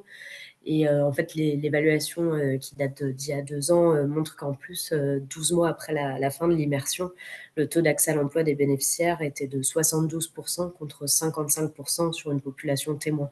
Donc en plus de ça, l'accès à l'emploi peut être favorisé. Donc il y a pas mal de choses aussi qui se passent en lien avec le club des entreprises s'engagent sur les territoires, et notamment justement en lien avec, il y a beaucoup de coopération avec les CIDFF, les centres d'information sur les droits des femmes et des familles, France Travail, pour justement faire découvrir des métiers et sensibiliser potentiellement des femmes qui ne seraient pas allées sur ce territoire, enfin sur ces métiers-là. Mais ça permet aussi de montrer aux recruteurs qu'en fait on peut avoir un profil, une fois qu'on a passé toute la journée pendant 2-3 jours avec une personne. Ça lève aussi certains freins qu'on peut voir sur un CV. On sait très bien que la discrimination à l'embauche, elle existe. Il y a de plus en plus d'entreprises qui se mettent à réaliser des CV, des process internes de recrutement, des CV anonymes, un maximum d'actions pour éviter l'inclusivité des offres également. On parle aussi de la méthode, il y a la méthode de recrutement par simulation qui est du coup proposée par France Travail aux entreprises, qui permet du coup l'ouverture aux demandeuses d'emploi des secteurs d'activité à prédominance masculine, puisqu'elle s'écarte des critères habituels de recrutement, que sont l'expérience, le diplôme, et permet d'élargir la recherche des candidats en privilégiant uniquement le repérage des habiletés au poste de travail. En fait, il n'y a pas d'entretien d'embauche, il n'y a pas de lettre de motivation. Et tout ça, on sait que c'est des freins pour certains publics, quand bien même ils seraient totalement en capacité d'exercer le métier que l'entreprise recherche. On a Keane Pantin qui, dans l'onglet de questions, fait remarquer que pour travailler sur l'emploi des femmes, il faut aussi travailler sur l'emploi des hommes. Enfin, c'est pas formulé exactement comme ça, mais l'idée étant que éviter les métiers genrés des hommes aussi peut-être rétablir une plus grande mixité. C'est ce qu'on a vu au sein de la boîte d'à côté. J'imagine que c'est aussi quelque chose dont vous avez conscience à la DGEFP. Oui, bien sûr, vous avez parlé de l'attractivité des métiers du médico-social. Bon, voilà, c'est vrai. En fait, agir, oui, et c'est pour ça qu'on parle de ségrégation professionnelle et de mixité des métiers. Ça va aussi bien, c'est vrai là, on parle principalement de l'accès à l'emploi des femmes, mais ces 2 enjeux, alors c'est des secteurs aussi qui ne sont des secteurs peu mixtes, qui ne relèvent pas forcément des mêmes difficultés. il y a la question de la rémunération qui est très prégnante dans le médico-social. Mais c'est vrai que oui, c'est un enjeu aussi en fait de liberté, en fait, de son choix, liberté de choix d'avenir professionnel et pas uniquement. Donc, c'est des enjeux aussi de changement de nom. Hein. Je parlais des offres d'emploi. On sait très bien que si on met sur une offre d'emploi chef de projet ou assistante de direction, quand bien même en fait on attend les mêmes missions, en fait sur une offre d'emploi assistante de direction, vous remarquerez que vous aurez quasiment 100% de femmes à postuler, alors que sur un poste qui sera plutôt chargé de mission auprès de la direction, vous aurez beaucoup moins, vous aurez des candidatures plus mixtes. Donc il y a un vrai enjeu aussi sur l'intitulé des postes. Après, voilà, je pense que, moi, si je dois aussi formuler peut-être une ou deux recommandations, et en tout cas, nous, ce qu'on observe, c'est vrai qu'il y a aussi une difficulté de repérage et d'aller vers et de diagnostic. On a parlé sur la question des statistiques, mais je pense que ça va aussi au-delà et que si on veut travailler sur la question de l'égalité femmes-hommes dans l'emploi et si on veut travailler à la fois sur le maintien et l'accès, il y a vraiment un enjeu à mobiliser et à engager les différentes parties prenantes sur votre territoire, que ce soit le service public de l'emploi qui en plus met en place de plus en plus des référents mixité, égalité au sein de leurs agences, des structures associatives pour le sourcing aussi des femmes, parce que c'est vrai qu'on entend souvent les entreprises dire moi je veux bien recruter des femmes mais j'ai pas de candidature féminine. Bon, c'est pas, ou c'est le rôle de l'éducation nationale, moi je peux plus rattraper le temps perdu. C'est vrai que voilà, il y a vraiment un enjeu à travailler ensemble aussi et à mettre un petit peu tous les acteurs autour de la table pour faire avancer le système, faire bouger l'écosystème dans son ensemble. Merci, ça me donne envie de rebondir chez vous, Clara, du coup. CIDFF, droit des femmes et des familles, mais dans famille, il y a aussi des hommes. Est-ce que vous avez une action, vous, en direction de la gente masculine? Alors effectivement, nous, on accompagne dans le cadre d'entretiens individuels en priorité les femmes pour pouvoir permettre voilà, un meilleur accès à leurs droits. Mais dans le cadre de nos actions collectives, on accompagne également des hommes et notamment sur tout ce qui va être l'élargissement des choix professionnels. Il n'y a pas très longtemps, justement, j'étais en déplacement au CIDFF de Narbonne et j'ai assisté à un de ces ateliers mixtes qui permet voilà, de favoriser l'élargissement des choix professionnels à la fois des femmes et des hommes, donc l'accès des hommes à des métiers plus traditionnellement féminins et inversement. Merci. Ça vous semble juste quand on dit que travailler la mixité, c'est pas seulement le travailler auprès des femmes, du coup, ça vous semble il faut faire évoluer les mentalités de part et d'autre de la répartition genrée, si j'ose dire? Oui, c'est ça, c'est vraiment même voilà, je pense que ça doit être des combats partagés si on veut que l'égalité avance de manière générale. Tout à fait, oui. Est-ce que vous pensez, nous suggère-t-on dans l'onglet des questions et des réponses, que l'âge est plus discriminant pour les femmes que pour les hommes? Est-ce qu'on est senior plus vite quand on est une femme et plus difficile est-ce qu'il est plus difficile de trouver un emploi? Ou est-ce que c'est plutôt le trou dans le CV dont parlait tout à l'heure, Assia? Non, Adjar? Oui, alors pour le coup, je pense que les nombreux travaux de sociologie qui existent sur le sujet, c'est vraiment pas moi qui le dis, je crois que ça a vraiment été prouvé. Et puis quand on regarde même au niveau des femmes seniors et des droits à la retraite, des écarts qu'il y a dans les pensions retraite entre les femmes et les hommes, les écarts sont assez alarmants. Et donc il y a un vrai sujet à ce niveau-là. Il peut y avoir un autre sujet, comment dire? Presque indirect, qui nous est aussi soufflé par Elliot sur le forum, qui est que si on a un trou dans le CV, si on a été éloigné de l'emploi et cetera, on peut avoir moins d'accès à la formation parce qu'il y a moins de financement finalement. Si par exemple on n'est plus inscrit à France Travail et cetera. Est-ce que c'est vous quelque chose puis je vous poserai la question aussi Léa Catala, mais est-ce que vous dans les CIDFF, Clara, c'est quelque chose que vous avez remarqué cette difficulté liée à l'argent et au financement des formations? Oui, complètement. C'est vraiment un des axes sur lesquels on travaille. Et d'ailleurs, les CIDFF sont prescripteurs de formation. Et puis, ce que je voulais vous rebondir aussi sur la première partie de votre question. C'est vrai ça a déjà été dit, surtout dans la première table ronde, mais c'est vrai que l'arrivée d'un enfant est une des premières causes des inégalités du maintien dans l'emploi. Donc, je pense que là, on est aussi en plein dans le sujet de cette table ronde. Et puis, donc, ça s'explique notamment par le partage du travail domestique et par d'autres facteurs. Mais donc, c'est vrai que si je pouvais aussi me permettre de formuler quelques recommandations, on a vraiment quelque chose à faire du côté de la création d'un véritable service public de la petite enfance et de pouvoir appliquer un droit opposable à la garde d'enfants, notamment pour les parents isolés, avec un accueil prioritaire des enfants en crèche pour ces parents isolés qui sont souvent des mères en situation de monoparentalité. Et alors sur cette histoire de financement des formations, c'est vrai que quand on travaille moins, on a moins de CPF, donc de compte personnel de formation, et cetera, et cetera. Est-ce que vous, il y a une action que vous préconisez là-dessus ou, je sais pas, par exemple, pour un parent isolé, est-ce qu'il faudrait pas, augmenter le CPF d'autorité? Enfin, j'en sais rien. Est-ce qu'il y a des choses comme ça que vous avez imaginées? Oui, bah, typiquement, je pense que je peux même plutôt laisser Léa répondre sur cette Mmh. question. Ça sera plus de son domaine, mais effectivement, oui, tout ce qui va être droit à la formation pour les femmes, notamment en situation de monoparentalité, qui ont dû recourir à une interruption de leur carrière, ça a complètement du sens. Mais je laisse Léa répondre à cette question. Très bien, j'allais m'adresser à elle en deuxième temps, c'est parfait. Léa, est-ce qu'on peut imaginer, des choses comme ça, des mesures de quelque part discrimination positive à l'endroit des femmes en matière d'accès à la formation? Après tout, le CPF, il est abondé pour les personnes en situation de handicap. Est-ce qu'on pourrait imaginer qu'il le soit pour les mamans solo ou pour les femmes, seules? Oui, alors on peut imaginer, comme je disais, je pense que sur les politiques de l'emploi, malheureusement, c'est vrai que ça a longtemps été quelque chose d'un peu impensé. Enfin, sur la question justement de la discrimination positive, ou en tout cas de la question des inégalités femmes-hommes face à l'emploi. On a beaucoup pensé ces dernières années les inégalités femmes-hommes sous le terme d'inégalité salariale, d'inégalité au sein de l'entreprise. Donc, c'était beaucoup l'autre partie du ministère du Travail qui a travaillé, en l'occurrence.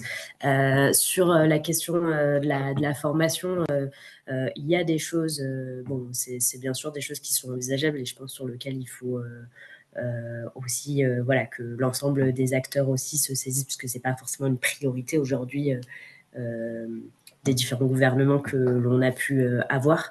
Mais voilà, ça reste aussi des décisions qui sont politiques. Vous n'êtes pas sans savoir que les réductions de budget nous touchent également. Donc oui, je pense que c'est vraiment un enjeu, et c'est vrai que la formation professionnelle, on a assez peu de données, on a assez peu, voilà, il y a assez peu de mobilisation aussi sur l'accès à la formation professionnelle pour les femmes, d'où vraiment une importance forte aussi de se mobiliser sur ce sujet pour faire bouger les lignes. Je voudrais peut-être juste citer quand même en fait, je pense que du côté employeur, il faut vraiment aussi un volontarisme, parce qu'il existe quand même des dispositifs là justement qui ne soient pas des dispositifs de demande individuelle comme la mobilisation du CPF. Il existe par exemple ce qu'ils appellent la POEI ou la POE, qui est la préparation opérationnelle préalable à l'embauche. Donc, en fait, c'est une formation, donc là, pour le coup, payée par la branche et par l'OPCO, par la branche professionnelle, sur demande de l'employeur. En fait, la formation d'un demandeur d'emploi sera complètement financée. Mais voilà, ça reste aussi des dispositifs. Après, on rentre dans l'enjeu aussi de connaissance des dispositifs par notamment les TPE-PME, connaissance des aides de l'État. Mais c'est vrai qu'aujourd'hui, par rapport à la politique gouvernementale qui est menée, là où il faudrait que la demande vienne plutôt des entreprises que des individus.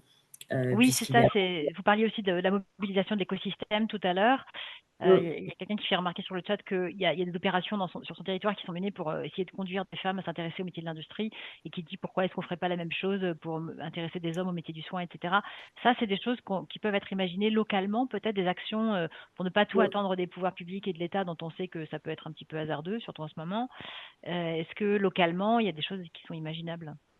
Oui, et puis moi, je vous conseille, je fais un peu de publicité pour les services déconcentrés aussi de l'État qui agissent, encore une fois, on n'a pas forcément, c'est pas forcément la lenteur administrative de l'État, mais c'est surtout que au niveau d'un territoire, on va avoir plusieurs aussi orientations politiques entre le conseil régional, les conseils départementaux, la ville, la commune. Donc c'est vrai que ça amène forcément un écosystème qui est moins uniforme qu'au niveau étatique. En revanche, moi je vous conseille vraiment aussi, si vous voulez monter ce type de projet, à vous tourner vers les DETS au niveau des départements, les directions départementales à l'emploi et à la solidarité, qui mènent aussi pas mal de projets sur la question de la mixité, pas que la mixité pour les femmes, hein, mais justement aussi en étant auprès des entreprises, et donc plutôt proche aussi de la question emploi-entreprise, qui ont une vraie connaissance des dispositifs et des aides de l'État sur ces sujets-là. Donc c'est vrai qu'au niveau territorial, c'est aussi plus simple parfois de faire davantage d'avoir D'avoir une... des actions communes. Mm. Thierry Petonnet, tiens, peut-être vous pourriez réagir là-dessus. Est-ce que sur un territoire comme le vôtre, justement, vous menez des actions communes? Est-ce qu'on pourrait illustrer d'un exemple? Est-ce que vous faites des choses avec des partenaires locaux qui puissent favoriser la mixité, l'égalité hommes-femmes au-delà de l'EBE? Au-delà de vous. Au-delà de Oui, l'EBE, alors on travaille avec nos clients aussi sur le sujet. Et par exemple, un exemple très récent, on a reçu une demande d'une mairie pour remplacer une personne qui s'occupe des enfants le matin au périscolaire et la cantine le midi. Et on a proposé un homme, et ce qui a un peu surpris, mais qui a été validé. Il s'était présenté volontaire, donc on l'a présenté. Et ça, c'est au niveau de la mairie. C'était pas sur la mairie de Béret, c'était une autre mairie. Mais voilà, c'est comme ça aussi, par l'action, que l'on fait bouger les choses. Et je pense que plus on peut montrer, plus on peut illustrer. On parlait tout à l'heure des chauffeurs routiers femmes. Oui, toutes ces démonstrations permettent de montrer qu'on peut aller vers du non-genré. Et c'est facile de convaincre autour de vous que les actions que vous avez mises en place pourraient être mises en place par ailleurs, comme, bon, alors peut-être pas vos binômes, parce que toutes les entreprises n'ont pas des binômes à mettre en place sur des tâches, etc. Mais est-ce que vous pensez pouvoir faire école? En gros, c'est ça le sens de ma question. C'est la satisfaction client qui, Oui. après, si les personnes nous répondent honnêtement, est-ce qu'elles sont satisfaites ou pas du travail, si elles entendaient plutôt, c'est la qualité qui va plutôt faire. La qualité du travail, la démonstration, c'est toujours le même principe, la démonstration que ça peut se faire. Et une fois que vous avez enlevé le tabou de la première fois, ça fonctionne davantage.